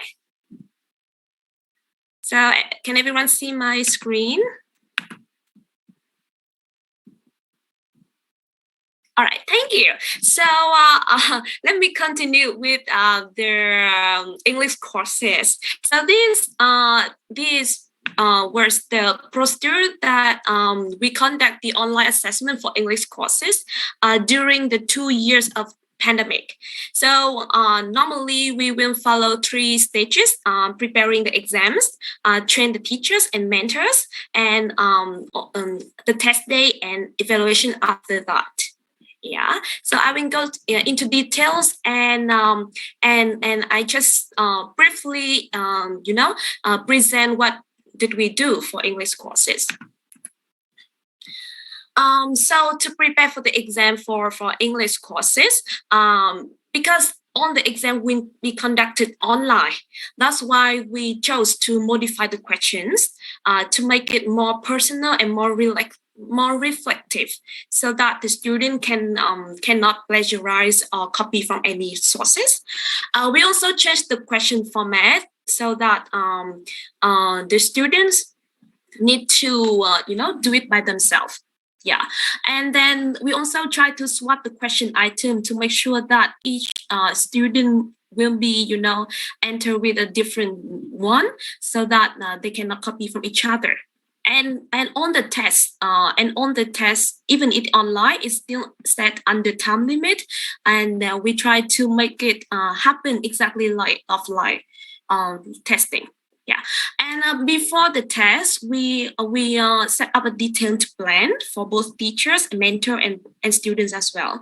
And we also conducted the demo test to make sure about the technical issues. Yeah, and we also did the pilot for the test and do the training for both teachers, mentor, and even students. Yeah, and on the test days, all the teachers and mentor will follow the plan to conduct it online. And we all have to to tell each other that we have to be patient and be flexible. Yeah, because when we conduct online English test, and then students from different province throughout Vietnam, they also come up with a lot of technical issue on that day, so that we have to tell ourselves to be patient, and we also have to be flexible in the way that they submit the assignment. And so we have different methods for them to submit their assignment, also their test on that test day. For the student, they have to follow the rules of online English test, and then especially they have to use 2 cameras. Yeah, so one camera will be in front of them, like me now, and one camera should be behind them, to make sure that the teachers can see their screen. Yeah, so we make sure that the student will not use any other website or any other tools to do with their online test. Yeah, so that was the way that we conduct our online tests during the last 2 years. Yeah, and then after that we evaluate again the test, also the procedure, and we improved it time by time over the past 2 years. Yeah, and we anyway we still hopefully that we still hope that we will not have to do this again, because for English courses, especially for the skills like listening, reading, and writing, this is those other skills that really difficult to control 100% of the students. We tried our best, but then we still hope that we will not have to go back there. And then so those were the procedure for general English test. Now I would like you also to introduce the new course that just started last year in the beginning of this academic year in my university. So it wasn't mentioned in the video. It was new in my faculty. That is the Bachelor of English Language, and I was the coordinator for the writing course. So this now I would like to present how I did with my writing course, especially for English major students. So we have different methods. We all know that we have different methods to conduct it online. But then I chose to use these 3 online tools to use with the both formative assessment as well. So we use Slido, Padlet, and Canva. I will also show you the details later. But for Slido, it's basically like Mentimeters or Classpoint. It's exactly the same. And for Padlet and Canva, we use this mostly to design and then to post their writings. So this course is totally online. That's why we have to apply different ways to conduct it online. And in my university, during the past 2 years of pandemic, we use Microsoft Teams. We always use Microsoft Teams because of a lot of benefits that Teams provide to us. And we always consider Teams as an LMS. So it stores everything for both teachers and students. Let me move on because I don't think I have time for this one. All right. So this is what I did with my online writing courses. I use Slido normally at the beginning or at the end of the lessons to warm up and to reflect students. So this is the way I did. This is the first group of students coming for this major, and they have to start university by online course. So that's why we try to interact and inspire them right from the beginning. So this is the way that I did to make them interact with me and interact with each other in class, even that is online class. So with Slido, exactly like Mentimeter or Classpoint, we can use different pages like this to show up in class and ask students to interact. We also have the ranking or the vote, so that we divide them into groups and then make them vote for each other. So this one is at the end of the course or at the end of each lesson. We also use it to ask for student reflection. So this is at the end of the course. And as you can see on the screen, the biggest one that they mentioned in here is learn how to use Padlet. So actually, after each online courses like this, I think students actually learn a lot and they acquire a number of skills, really. And they also get to know more and more, online tools to help with their learning and help with their professional development later as well. So let me move on. This is Padlet. That's one of the things that I think my students enjoy the most in my writing course. So I use Padlet as well to organize their writings. So each student or each group will have like their separate shelf like this, and they use this to post their writings. So I really hope that in the audience here, if you also have any suggestion about writing courses specifically or English courses, please also share with me. also later at the end of the presentation. So as you can see here, Padlet is really useful for both the writing and also with illustration like this. So these are all, famous Hanoi or, Vietnamese food. Yeah, so that you can see it and enjoy it. Yeah. So I also use Padlet to interact with students, to get to know them, and to get to know their faces, because we study online. So we actually didn't have, really have chance to see each other. Yeah. So that's why I also use Padlet to get to know my students, Yeah. And I also use Padlet to group them and to ask them to do group tasks like this. And from this group task, they will produce their own writings later on. Yeah.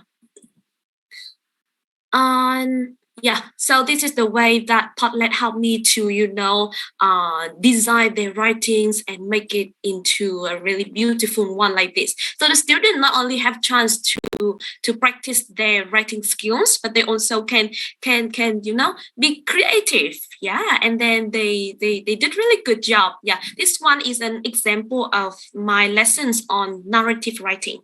Yeah. And let me move on. I also create, 30-minute challenge for students to work in groups using Canva. We all know that Canva is really famous for designing. Yeah, so they use Canva to brainstorm the ideas, to, outline the writings, to design their thoughts and discussion, and also to even write. Yeah, yeah. They also create, video presentation. Yeah, in my writing courses. So actually, an online courses can combine different, skills that really helpful for students to master the skills in the university. Yeah, yeah. Let me move on. This is one of the final tasks in my writing courses, to create a group logo, making a presentation. So actually, in my writing course, they have to combine a variety of skills. Yeah, but what I can see and what I can observe from them is that they really enjoy it, and then they learn a lot. Okay, let's talk more about assessment for this specific course. So for this specific course, we didn't use the normal online English test, like for example IELTS or TOEFL, but I asked them to design their writings on Canva, and they work in groups. So as long as they make sure that they match the writing with the topics and with the requirement, and they also have to proofread for each other before submitting their assignment in groups.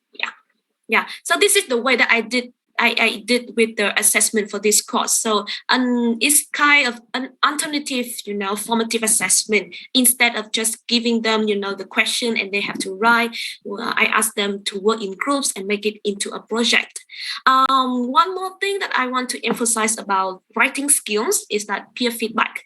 And after asking them working in groups, I also asked them to have chance to give feedback for other groups. Yeah. So this is the way that can improve their, critical thinking, their, feedback, skills. Yeah, different skills in here.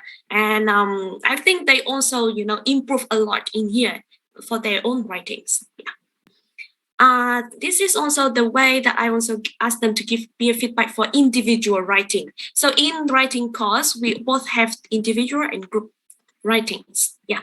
And the most important thing is that we list out the criteria very carefully and detailed, so that the student can, based on that, and then give feedback for each other. Yeah.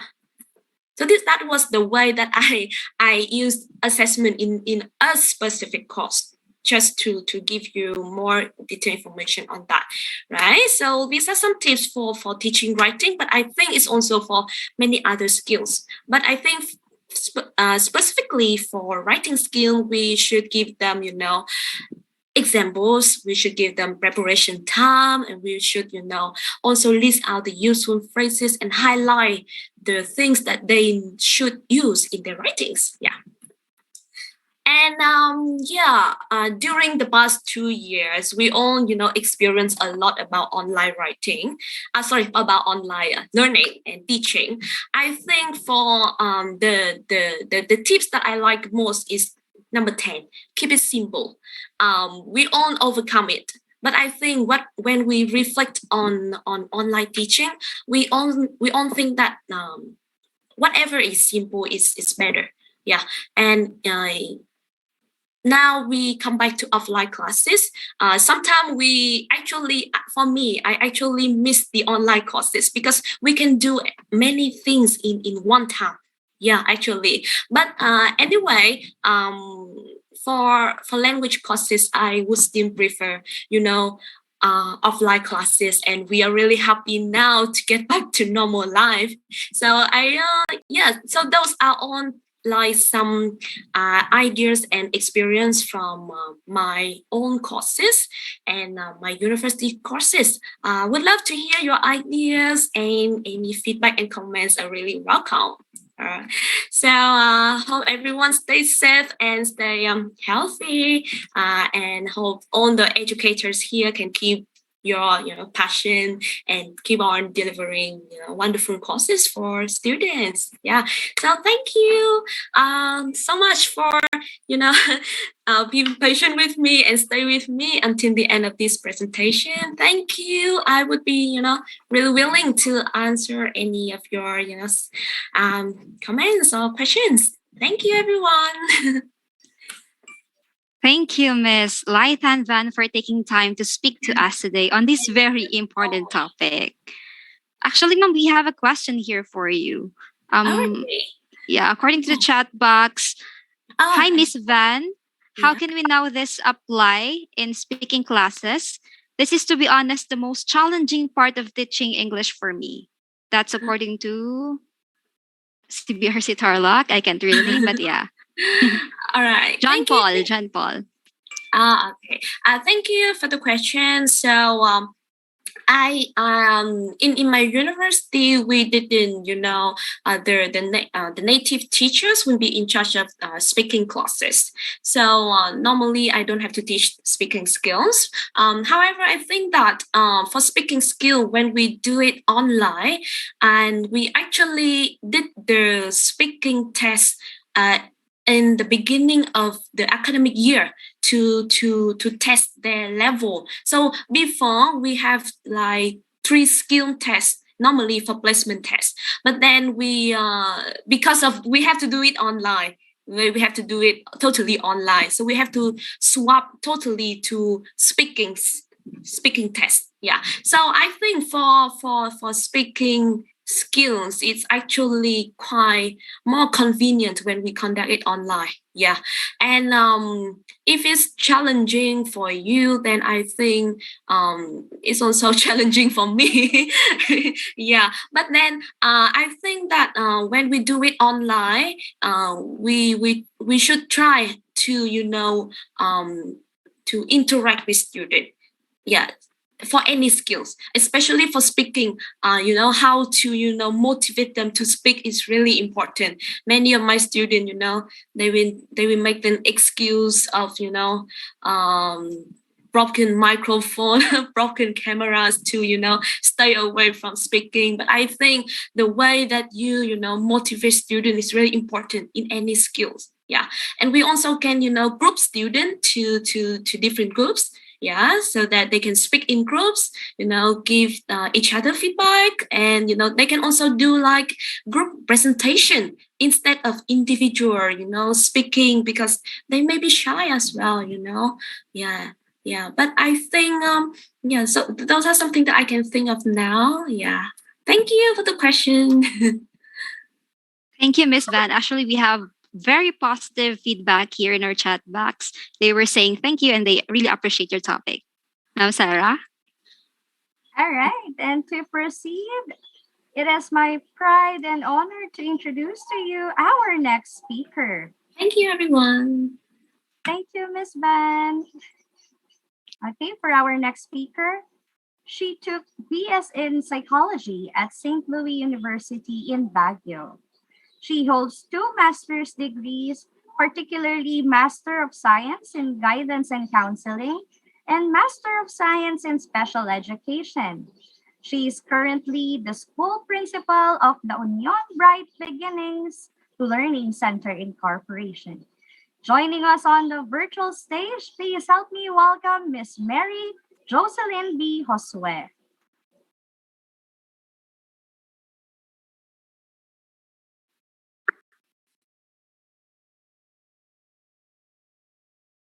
Good morning to most of us virtually present here today. Good afternoon and good evening to a few, I suppose. I'm Mary Jocelyn Josue, but in school I am teacher Marjo. Before I start my sharing, I would like to introduce our school, Bright Beginnings Learning Center, or BBLC, and a little bit about myself to give you a picture as to where my talk is rooted from. As a teacher and a mother at the same time, my take on education is focused on how my child would grow holistically and eventually find her voice and be the best version of herself. And I believe BBLC had provided our child this avenue. This is my youngest daughter in the picture, Gabrielle Uni, grade 10 student at BBLC. Gabby and I started with BBLC together. She as a nursery pupil at 3 years old, and I as a grade 1 class advisor and a reading and language teacher. When I was invited to this event and was asked to provide a title for my sharing, this picture of my daughter, which I shared on my IG, just popped in my mind. Hence, my title, Beyond the Box. You can see her inside a big box transformed to a playhouse. I'm not sure if before this she had seen on TV a box made into a house, but when I saw her getting other boxes of different sizes, colors, and shapes, and making other stuff out of these boxes like cars, a boat, a stage, and putting more accessories around her playhouse, made me conclude that it is her creativity at work. The playhouse is thinking outside the box, I suppose. But her putting wheels in the house and building her version of a small community with other boxes is thinking beyond the box. The famous cliche would say, let us think outside the box. But I think this has become conventional as well.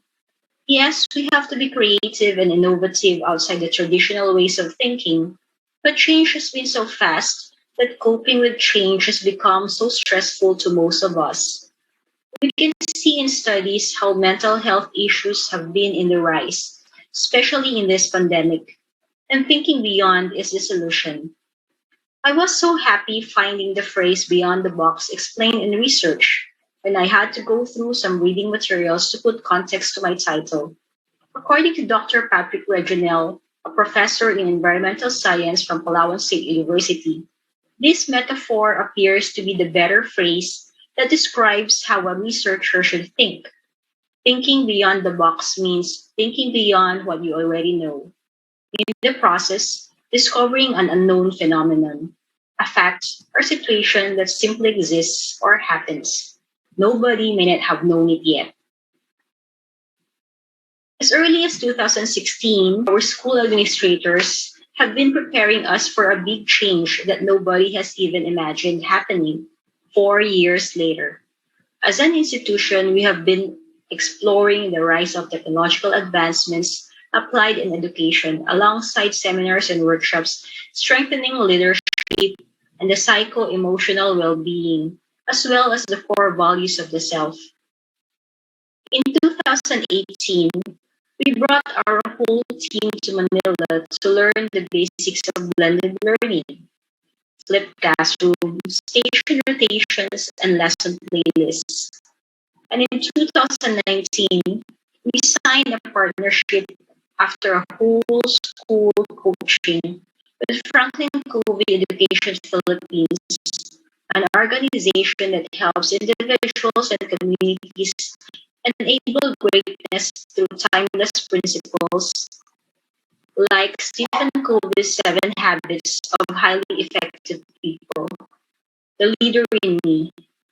The Leader in Me is a whole school transformation process that teaches 21st century leadership and life skills students, and creates a culture of student empowerment. This was based on the idea that everyone can be a leader, and this can be accomplished with the help of the seven habits. I'm not much of a talker, even as a school leader, so I was hesitant to accept today's engagement. But our topic is very close to my heart. And yes, today is my birthday. Happy birthday to me. So I guess this is a gift to myself. Practicing the eighth habit, finding your voice. And this opportunity is my gift to our children, to the parents, teachers, and school leaders who are with us today. Every time I have conversations with parents, other teachers, and even with family and friends, I would always say that what we need is not to soften our children in a cruel society, but to give them much love so they grow kinder and more loving. So our world becomes this kinder, more caring, and more loving. Hence, in monitoring performance, not just of our students, but also our teachers, these are our focus. You can see on my screen three things: empowerment and innovation, we have leadership, and hope. So let me talk first about empowerment and innovation. Why does empowerment come first than innovation? Primarily because the latter would arise only with an empowered mind, heart, and spirit. A person who is given the opportunity to create, be confident of his creation, and a safe space to do just that, will continue creating, improve his craft, and innovate.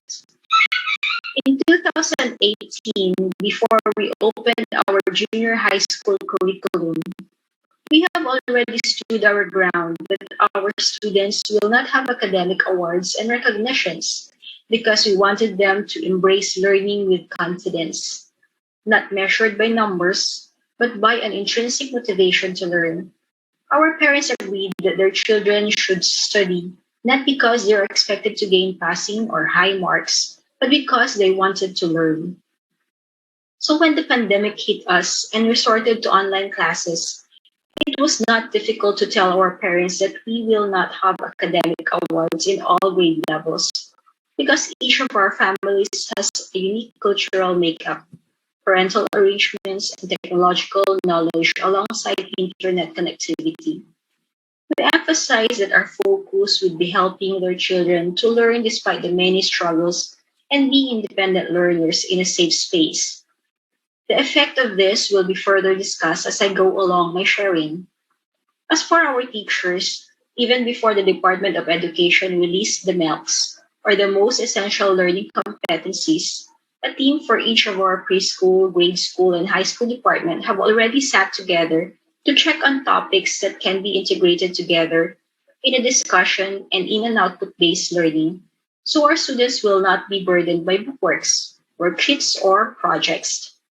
The confidence given to our teachers backed by their training prior to the lockdown made them more creative and innovative in designing a holistic program for our students.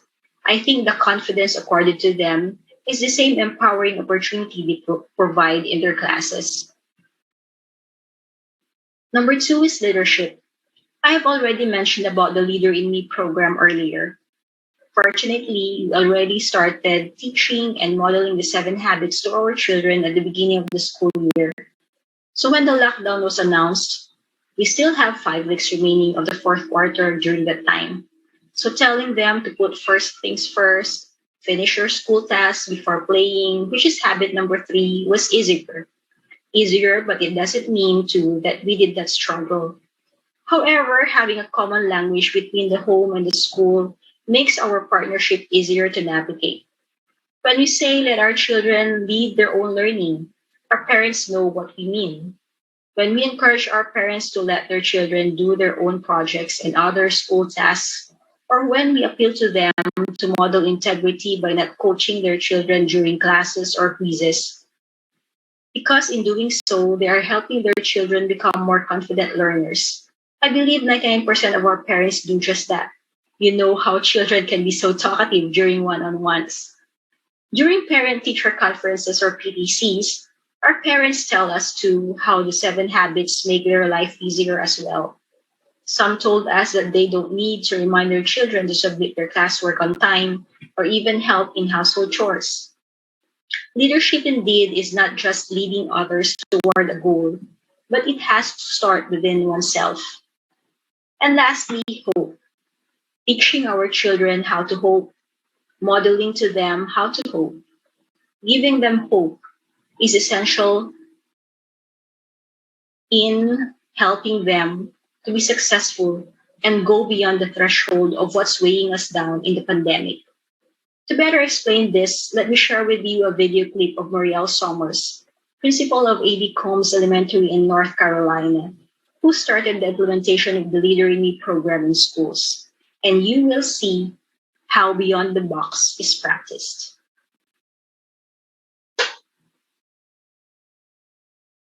I absolutely believe that we as educators have to address the social emotional learning needs of our students and our staff first. I guess it was the third day that we brought children back into the building.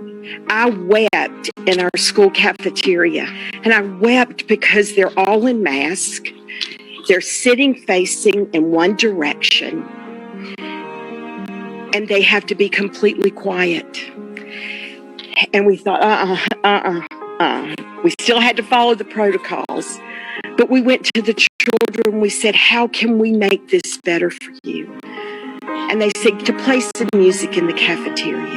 That'll make it better. Then we asked the children, what else can we do? And they said, let's have a picnic on the school grounds. Then the next thing they said, we want to wear our pajamas to school on Friday. So we let that happen. But you see, the magic in the habits is that we released whatever control to go to the people that matter most to us, and that's our students. Giving them a voice, bringing back a sense of normalcy as much as we possibly can. Loving them, talking with them, reconnecting with them. But we are never going to make up for lost time till we have reconnected with our students first. And they know that they are loved, heard, that they belong, and that they're seen, and that they play a role. That's how we're going to address learning loss. We're going to pivot to our core content, and then we're going to love these children through and our teachers through. We've been in this a year. We've got to give ourselves a little bit of time, grace, and permission. And when we do, we're going to close that learning loss gap like nothing you have ever seen. But we're going to make a big mistake if our focus is all about that before we reconnect with all of our children.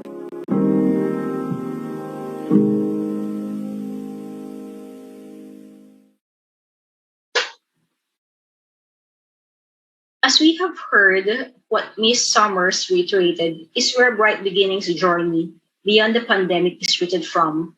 So let me be very clear about this. The monitoring and evaluation system I am sharing is based from our system, unique to BBLC's culture. I have already discussed our focus in monitoring our teachers and students, but how do we do it? We provide opportunities beyond online classes to meet up. Virtually, of course. These monitoring procedures are activities, systems in place where we could teach, model, integrate, observe, and assess our students' level of empowerment, innovative skills, leadership, and feelings of hope. These activities range from addressing our students' social, emotional, spiritual, and academic areas. Evaluation results, of course, is mostly in narrative form, aside from the grades we give our students, and class observations for our teachers, plus our annual measurable results assessment or the MRA from our partner, the Franklin Covey Education Philippines. So what are these activities that we give our students? First, we have online consultation every other week. Here, learners who have questions or clarifications are given additional time to explore the lesson with their subject teachers. Some students also volunteer and they initiate breakout room sessions where they teach their classmates or just discuss together the topics. We also have virtual Salo-Salo every third Friday of the month. During this activity, students just get to talk to their classmates and teachers, reconnect with them, share stories, play games, watch movies, and eat together. Initially, teachers design the flow of the activity, but after a couple of sessions, the students are given a free hand on how they want to spend their time together. Leaders are assigned every meeting, rotation of roles, and collaboration are emphasized. Sometimes students conduct their own Zoom meetings to plan. And of course, we also have virtual parties, like pajama parties in the preschool. We also had Halloween and Christmas party. Our staff too has Friday chill days, following the seventh habit, sharpen the saw. We are encouraged, myself included, to plan, prepared, or random activities just to laze around, be together, talk, and reconnect with others and ourselves. We also carried on our club day every first Fridays of the month from pre-pandemic. We still offered arts club, music club, dance club, health and wellness, food and beverage, and a creative writers club. Together with club days, we have the summer camp, focused on the non-academics to give our children a certain feel of normalcy, that they can still do these activities, discover their skills, and explore their talents in the confines of their homes with their peers. This is giving them hope. We also took advantage of online classes. We invited trainers from the Milo Sports Clinic for basketball. We have a voice coach from Baguio City. We commissioned a local artist to make video tutorials for arts. And we enrolled our own teachers to the GeForce Open classes so that they can better teach our dance classes. And of course, the strong support system we take pride of pre-pandemic continue. We have quarterly PTCs and one-on-one kumustahans by class advisors and an open communication line as the need arises. We still conducted Thanksgiving Mass every first Fridays and recently assisted our students in their first Holy Communion. And like what I have mentioned earlier, since there are no academic awards, we have the Parangal, an event recognizing our students' efforts and talents in the different clubs. They get to virtually exhibit their outputs. Instead of medals and ribbons too, our 2021 graduates were given a token and a badge which says, "I survived distance learning." To our surprise, our parents and students truly appreciated the token. I believe that this is an affirmation of the grounds we have laid for our learners and their families. Lastly, we provide our students opportunities to find their voice beyond BBLC. Our school joined three other leader-in-me schools here in the Philippines in the first Inter-LIM Schools Leadership Day. Almost everybody participated from preparatory to grade 10. Plus, of course, our school-wide Thanksgiving program for our 15th foundation anniversary this February, which you can all check on our FB page. You can watch our students sharing about how the 7 habits empower them and how they showcase their talents and skills. Surprisingly, we have a good number of volunteer sharers and performers.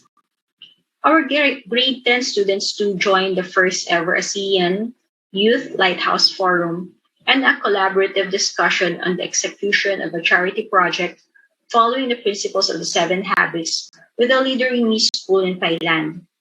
This event impacted our students into materializing the concepts they have learned, from meeting with the teachers in all grade levels to figuring out how to create ripples of leadership and volunteerism, to the nitty-gritty details like how to go about the donation drive, what to donate, where to donate, to the flow of the program. Everybody was involved: our staff, the students, and their families. Even our nursery pupils came up of their own advertisement of the charity project entitled Sharing a Winning Moment. So here is a short video of that event. 15 years of creating leaders, of building principles, and of walking the bright path for growth, character, and the future. Everything was going well. More than 3 billion people in almost 70 countries and territories have been asked to stay at home. Until the pandemic started. Everything transitioned to a new normal. And not only the school struggled, but thousands and millions of people. Unfortunately, many children weren't allowed to go outside and spend their childhood without trouble. And so, us Bright Kids would like to give out a hand. For Bright's 15th anniversary, we introduce to you Sharing a Winning Moment. Sharing a Winning Moment is a charity project that aims to take the values of the 7 habits to spread our blessings and to give back to our community. Its purpose is to contribute little joys to those who are in need of help and to share with them BBLC's winning moment. Of course, these are all narratives, but as an institution, the indicators are clear to us: our philosophy, our vision and mission, the core values we live in. Do all of this translate in numbers? I am confident in my yes. Academically, 100% of our learners submit their outputs. 2% may be late as the end of the quarter or even later, but they submit. This we understand, like what I said earlier, because of varied family dynamics. Here is a sample 2 of our post-test last school year. I just randomly got the data from our drive without looking at the grade level. Amazingly, the test scores are high. Of course, interpreting this data goes deeper, like item analysis and comparing their scores with the pretest. But I would just like to drive a point on this by going back to Ms. Summers' opening statement in the video I shared. I absolutely believe that we as educators have to address the social, emotional learning needs of our students and our staff first. Then, in her closing statement, which emphasizes on loving our children and our teachers, talking to them, reconnecting with them, giving them a sense of normalcy, giving them a role and a voice. With this, she said, we're gonna close that learning loss gap like nothing you have ever seen. But we're gonna make a big mistake if our focus is all about that before we reconnect with all our children. So, yes, this is how we embraced the change unexpectedly thrown to us by this pandemic. This is how our small community of leaders plan to transition to the new normal. Face-to-face classes this coming school year will be God's greatest grace to us. And reconnecting with our children at the social, psycho-emotional level would come first before closing in with that learning gap. This is Bright Beginnings monitoring and evaluation of our school system amidst and beyond the pandemic, our Beyond the Box. Thank you and hope you have a take home in my sharing.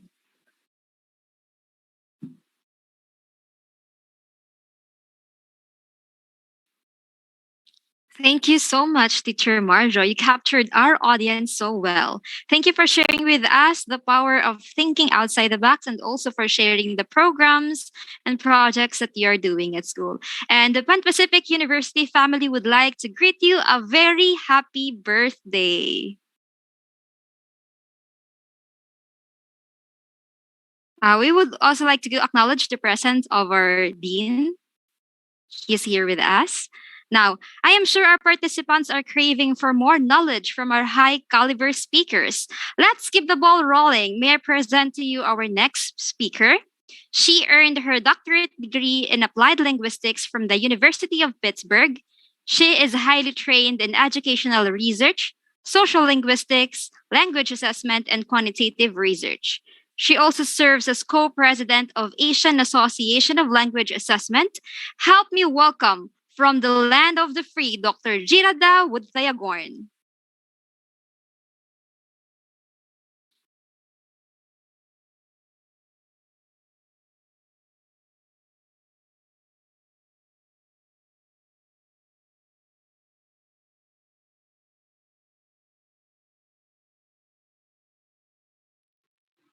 Good morning, everyone. My name is Girada Woodtayagorn. I'm pleased to be with you today and honored to present my work related to alternative assessment that have been used in my class for many years. And I believe that this alternative assessment will be good in the next normal as well. First, let me begin with the outline. In this talk, I will cover 3 topics, which are my university policy, alternative assessment, and towards the end, I will offer some alternative assessment, which I believe that it will be useful for your classroom as well.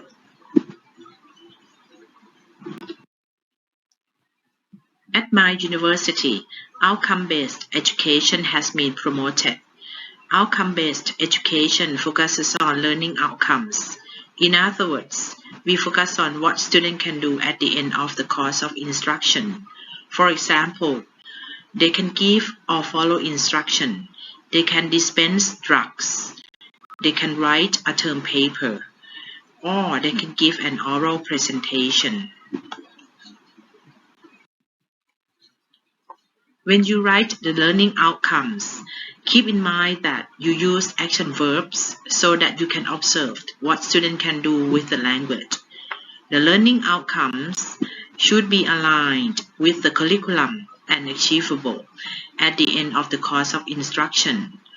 Also, probably the most important one, the learning outcomes should be accessible so that you know whether or not your students achieve the learning outcomes that you have set earlier.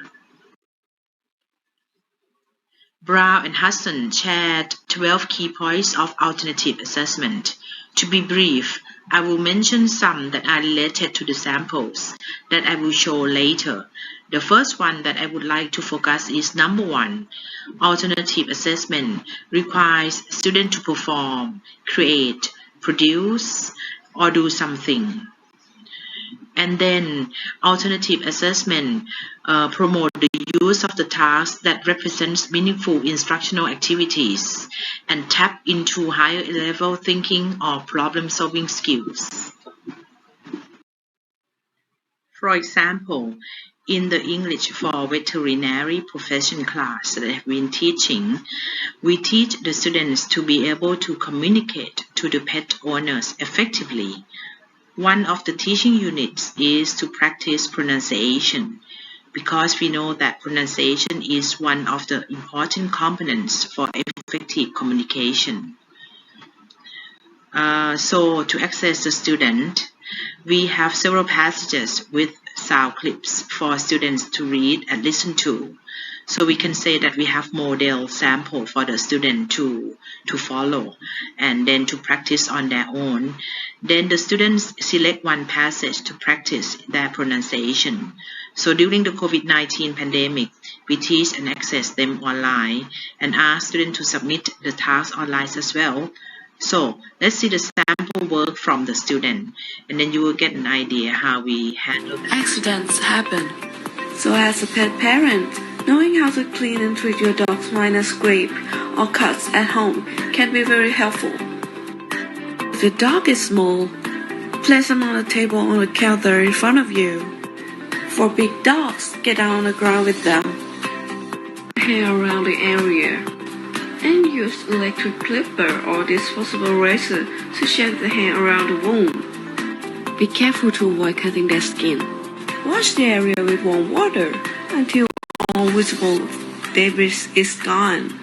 Then pat dry with a clean, dry cloth or paper towel. Then apply non-stinging antiseptic solution to the area. After that, apply an antibacterial ointment to the wound. Prevent the dog from licking and wiping ointment off for at least 10 minutes. Longer is even better. You can apply a light, loose bandage over the area to prevent leaking, but it will need to be monitored and changed frequently. Clean the wound with an antiseptic solution 2 or 3 times a day and apply antibiotic ointment until the skin is healed. If the wound worsens at any time or fail to resolve within a week, consult veterinarian.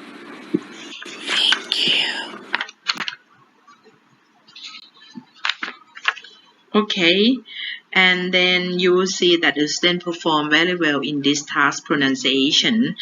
Apart from her pronunciation as a learning outcome, by this way of assessment, you'll be able to see her creativity, her digital literacy skills using technology to tape record her performance as well. And I think this is what we also want to see in the student, right? Because in this way, she performed in many components in addition to her pronunciation. And this kind of alternative assessment help the teachers understand well about her ability and then her creativity as well as her digital literacy. Here are some assessment samples that can elicit student learning outcomes. These assessments encourage students to perform or do something meaningful and purposeful related to their specialization, for example, to their field of study as the pharmacy student, as a dental student, as a medical student. For example, we can ask them to do role play, to do group discussion related to their interest, or do group presentation and oral presentation as a solo presentation. And probably you can ask them to do the writing task, for example, writing referral letters from one doctor to another, from one case to the specialist, or writing term papers. Okay, and for example, for a role play in a pharmacy context, a student can act as a pharmacist and a teacher can act as a patient. So in this particular case, the student has to dispense the drug based on the patient's symptom. These assessment samples that I show you in this slide are useful during the pandemic based on my experience, particularly these assessment helping them avoid cheating because they have to perform or do or create something related to their interest or focus. These assessment types, however, have both advantages and disadvantages. For the advantages, the assessment is valid. It is valid to what we have taught in the classroom. It is authentic because this is what students have to encounter in their real life. For example, they have to talk to the patient, they have to talk to the pet owners, they have to talk to the caregiver, or they have to discuss with the people in their profession. They have to write a referral letter, present orally, so on and so forth. Also, the assessment brings about positive washback in the sense that students have to practice using English to do something meaningful and purposeful. In other words, if we use traditional assessment, students may end up learning test-taking strategies, cutting unrelated answers or choices.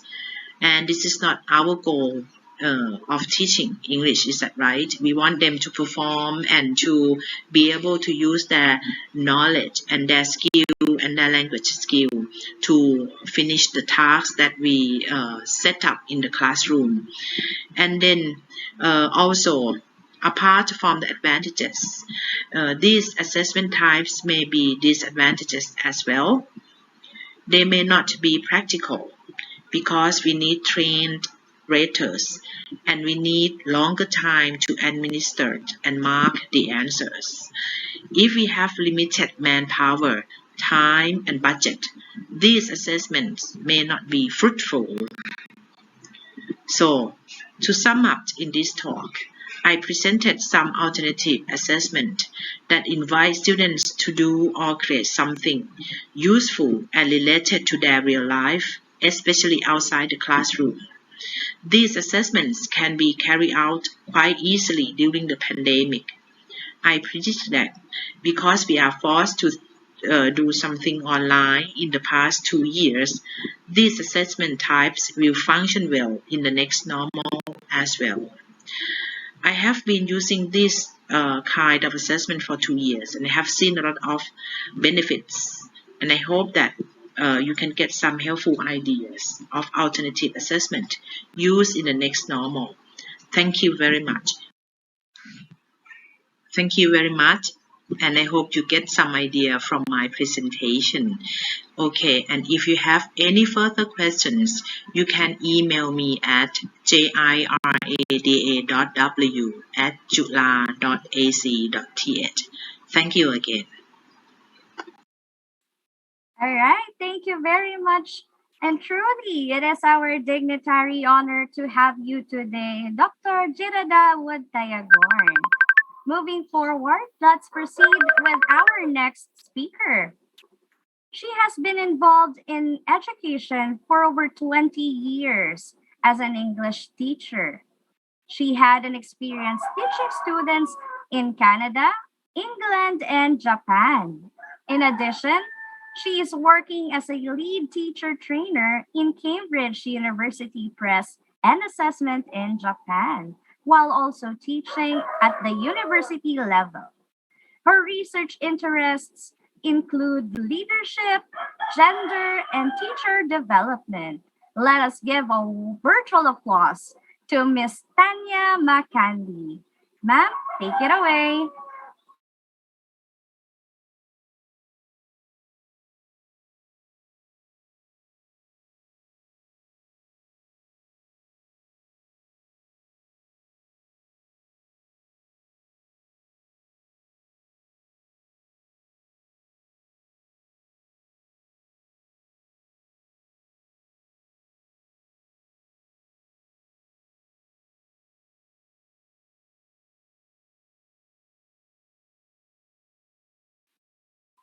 All right. Okay po. And if I may just add, no, from our different speakers, talagang nagkakaisa po. We are in unison, no, that indeed there are different ways on how we can monitor and evaluate both the students and also yung system ng ating eskwelahan.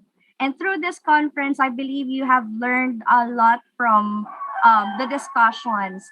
And seeing the comments from the chat box, I believe that everyone is really appreciating this kind of event. And hopefully, with your support, we can do another set of virtual conferences like this.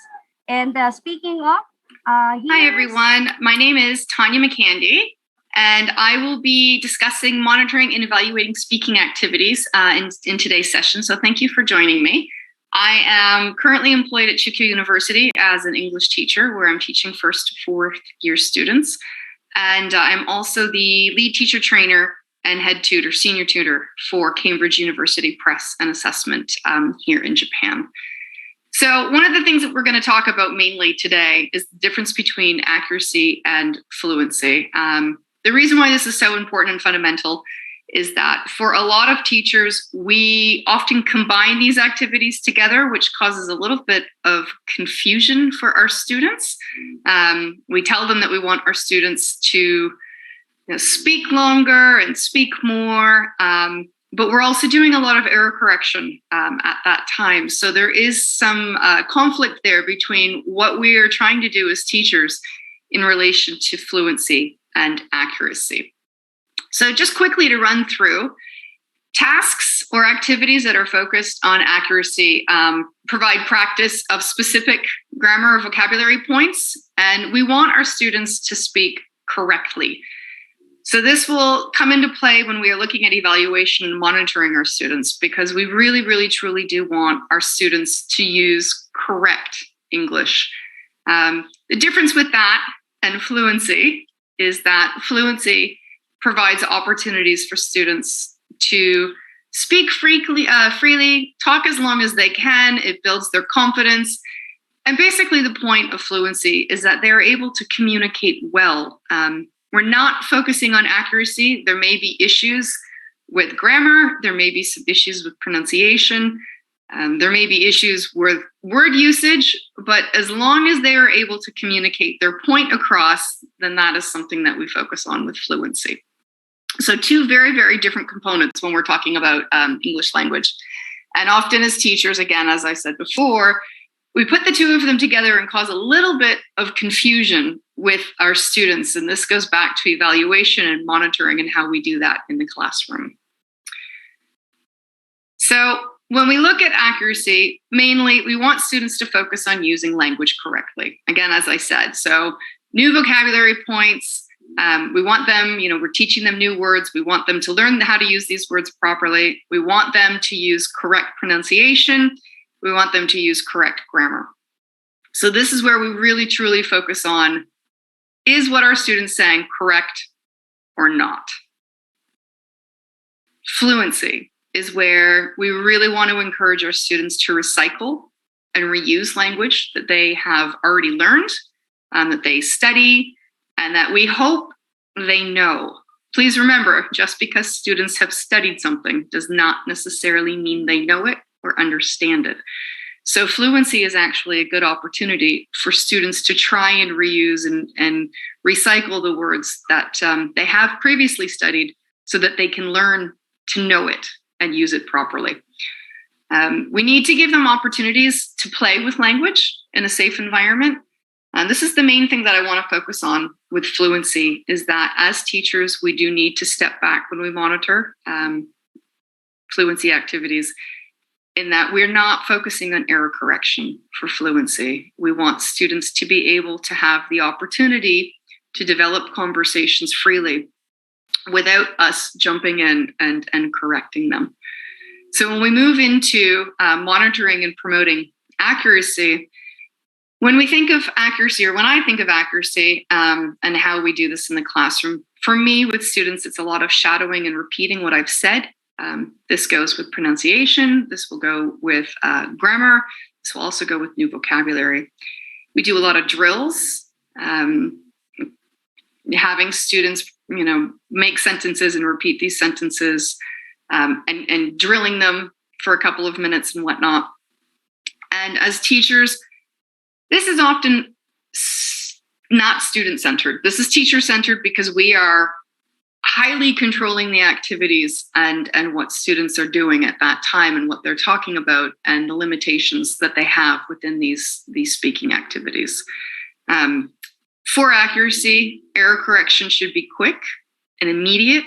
We don't want our students repeating. If it's a new word, we don't want them mispronouncing the words if we are focusing on accuracy at this point. So if you hear something that is said incorrectly, you want to correct that very, very quickly, immediately and quick, but in a kind way. I think that's the main main issue for that one.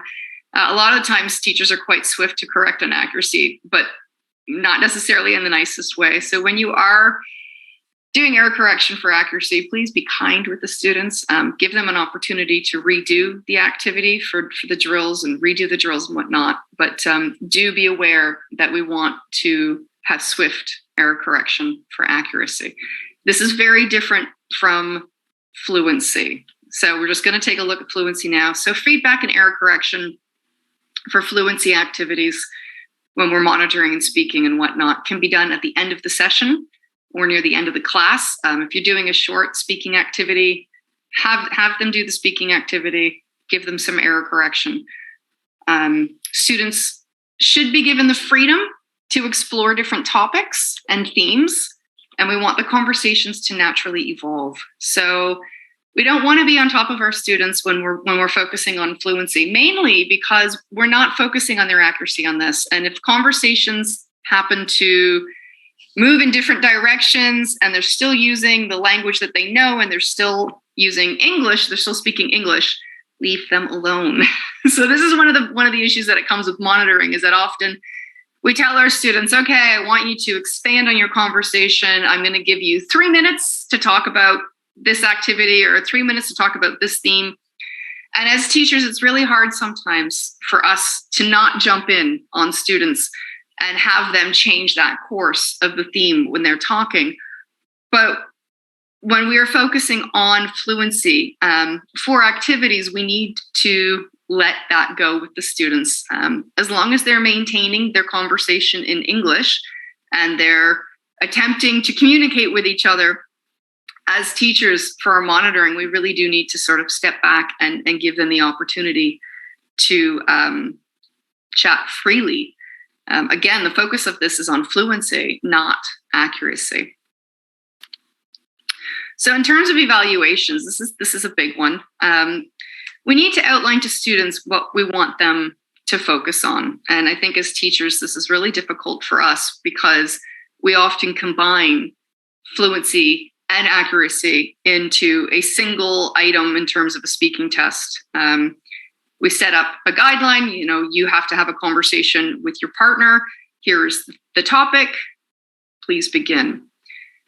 The problem with that is, for evaluation and for monitoring, what exactly are we assessing on this? Are we assessing their accuracy or are we assessing their fluency? So there is some confusion there on our parts as teachers, that perhaps we're not communicating our evaluation as clear as we could. If you are doing speaking tests with your students and you want to focus on both accuracy and fluency, a quick way of doing that is to have 2 sections of a speaking test.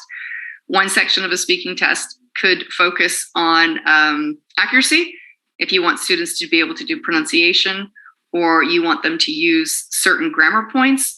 Have one section that focuses on the accuracy, and then you can have another section where you're giving students, a couple of minutes to have a discussion, give them a theme, and then they can go from there, and they have free reign to be able to talk about what they want to talk about for that section of the speaking test. So you would be promoting accuracy and fluency within both.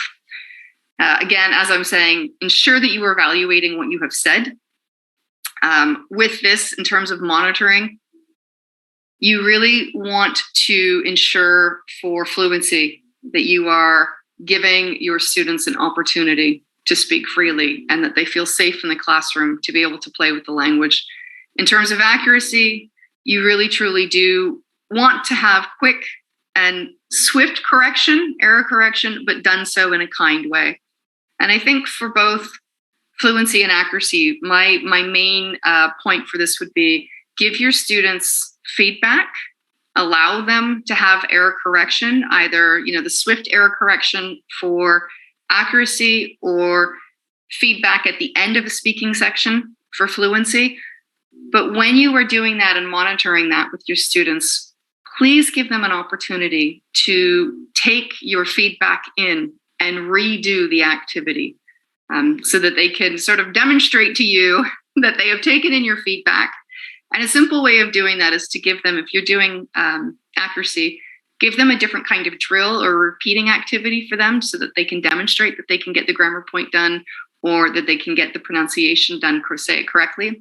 And if you're doing it for fluency, all you have to do is just switch partners for them. If you're doing a quick speaking activity for 2 minutes or 1 minute, and you've heard a couple of things that you would like them to focus on, switch the groups, give them another minute or 2 minutes just to take your feedback on board. So you are monitoring the classroom. My preferred style on this is to be walking around the classroom just so you can hear students, hear their comments. If they are, using what you want them to use correctly, and then come back and write it up on the board for the students to see. So you have that visual representation for the students when you do your error correction. But please do give your students a chance to prove that they have taken your feedback in, they have listened to you, and then demonstrate that. And then you can monitor and assess them when they redo the activity. Have they managed to hit the target that you want them to do? And if not, it might be something that you need to reevaluate in terms of your teaching, and try again if they haven't done what you're hoping that they will do. So that's just a quick outline for me on evaluation and monitoring of speaking activities. So thank you very much for watching this today. And if you have any questions, please do let me know and I'll try and answer them for you. Thank you. All right. Thank you to our dearest discussants. And specifically, thank you, Ma'am Tanya, for gracing us with that way of evaluating and monitoring your class. So now, to formally give his message, may we all welcome the man who quotes, "Education is a bridge towards something, and that something is something that we can look forward to." Let us all welcome with an open heart the Dean of the Pan-Pacific University Graduate Studies, none other than Dr. Engelbert Pasag.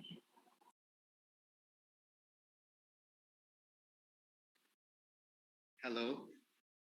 Good morning. Can you hear me? Yes, Dean, loud and clear po. Okay, that's great.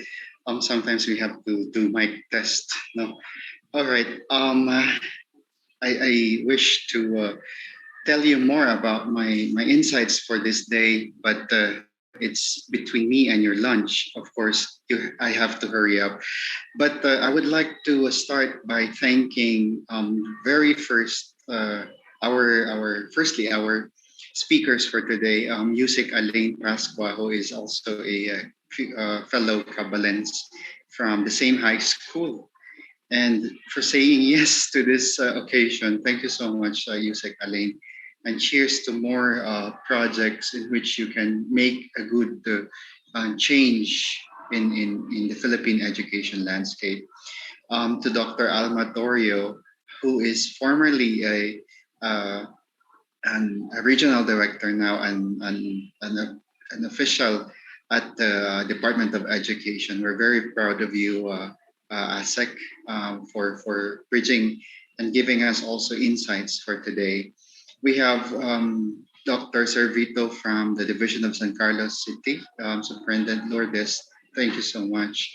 To Lan Tan Van from the Vietnam National University's International School, Miss Joshua Mary Jocelyn from Bright Beginnings Learning Center, Dr. Jerida from Chula Longkorn Language Institute, and Tanja Makadi from Chonggyo in Japan, and also from Cambridge University.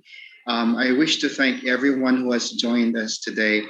I was a little bit late because of some engagements, and I'm actually also in a conference right now. But I was trying to forgo that conference because I am more interested in what's happening, of course, in the school where we are heading, leading. But of course, what is happening around, especially so that most of the audience that are here right now are educators or are molders of the young people who will become future leaders in of our country and in the world. So thumbs up naman mga fellow teachers dyan. And can you please try to comment where you're from, because I wanted to know the reach of this activity. And while doing that, let me acknowledge, of course, the one and only Dr. Virgo Lopez, who is very, very keen in transforming the landscape also, because when I told him that there should be a seminar coming from the students, and true enough, we are mentoring the students to become organizers of big events such as this. Let me just read from Caloocan, from Bukidnon, Ano pa yung iba? Camarines, oh my goodness, Bicol. And then Bulacan SDO. Maraming salamat po for joining us this day. And okay, Bakwit National La Union, Cavite State, Lucena, Rizal. All right. So, wow. I can't thank everyone for organizing. See, Masbate and Leyte are also here. Cebu.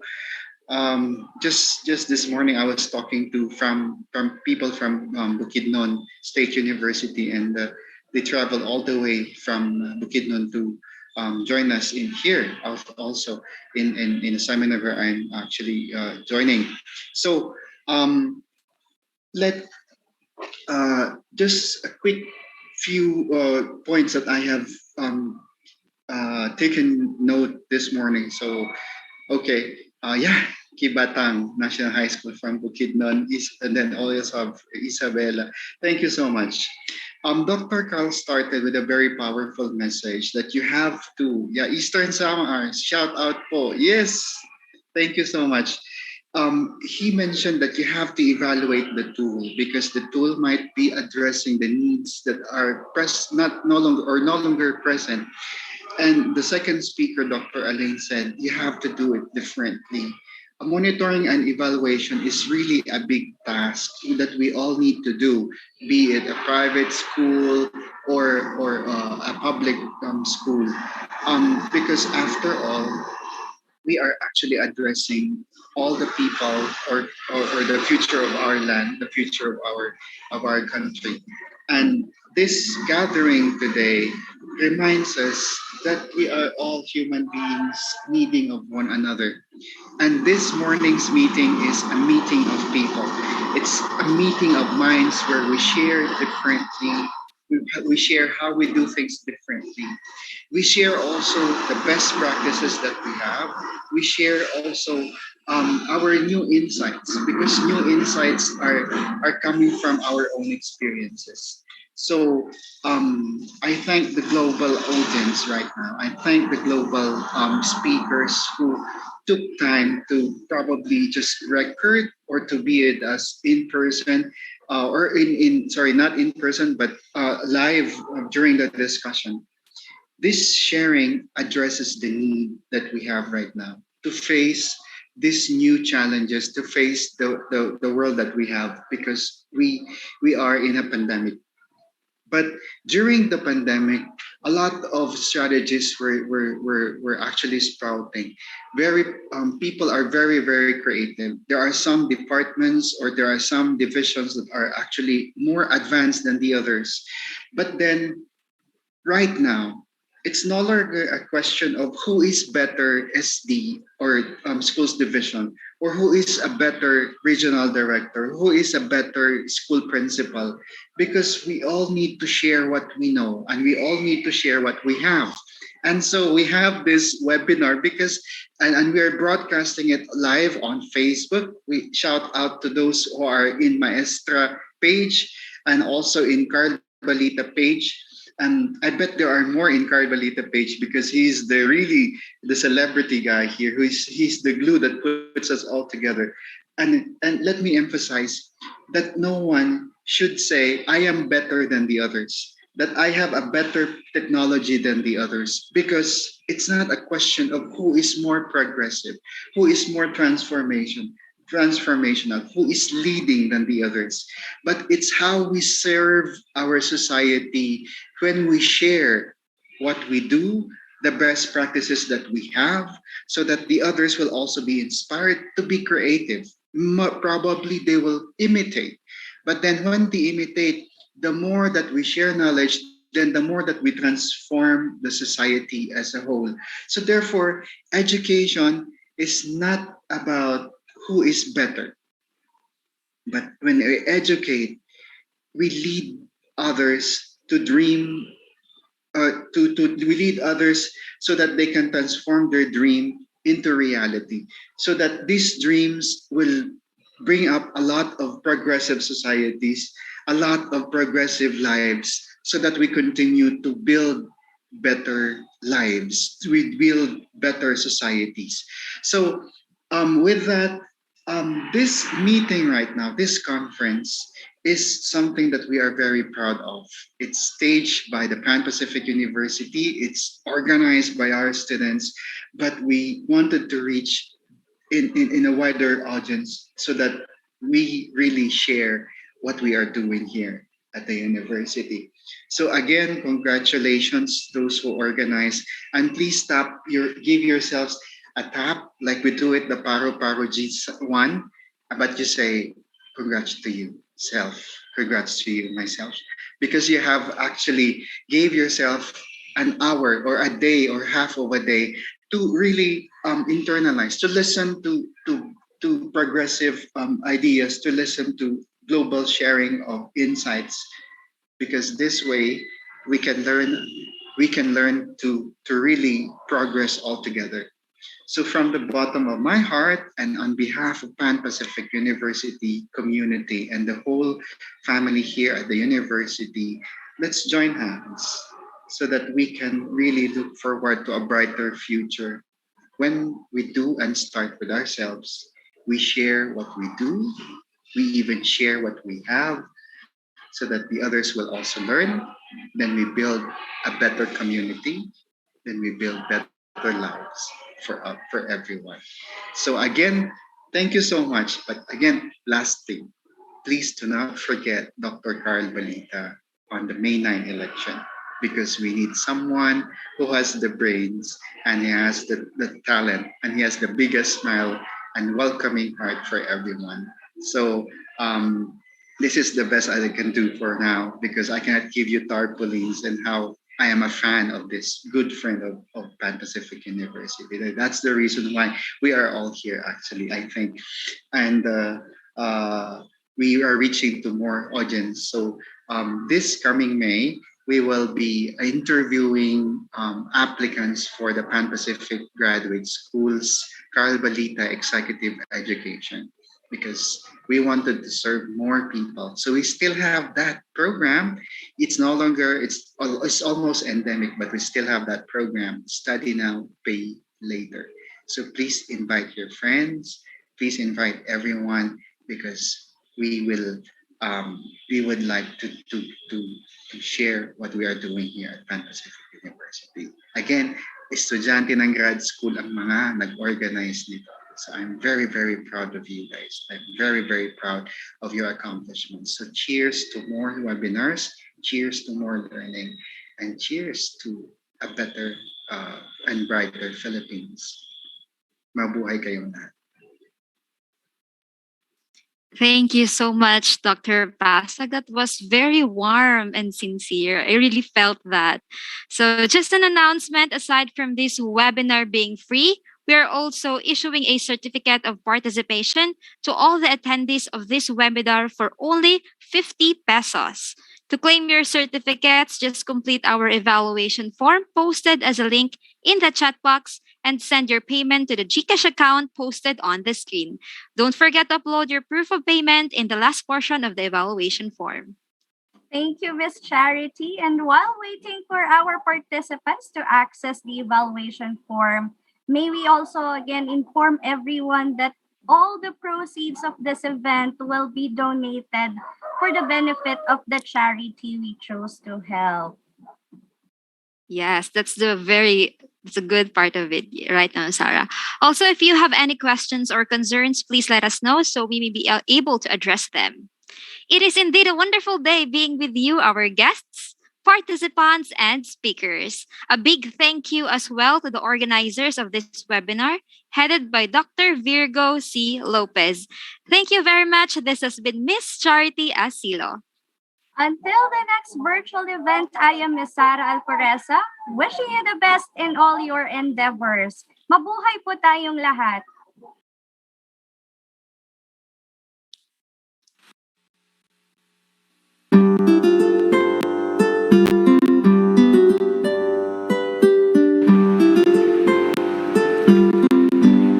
Tomorrow is here. Behold the key to open the door. Let dreams become reality. Be loyal daughters and sons, gratefully offer praise to one, to PCST, with honor and pride. We sing of thee, our own faithful guide, of science and technology, to better lives here at home and o'er the sea. Let your fame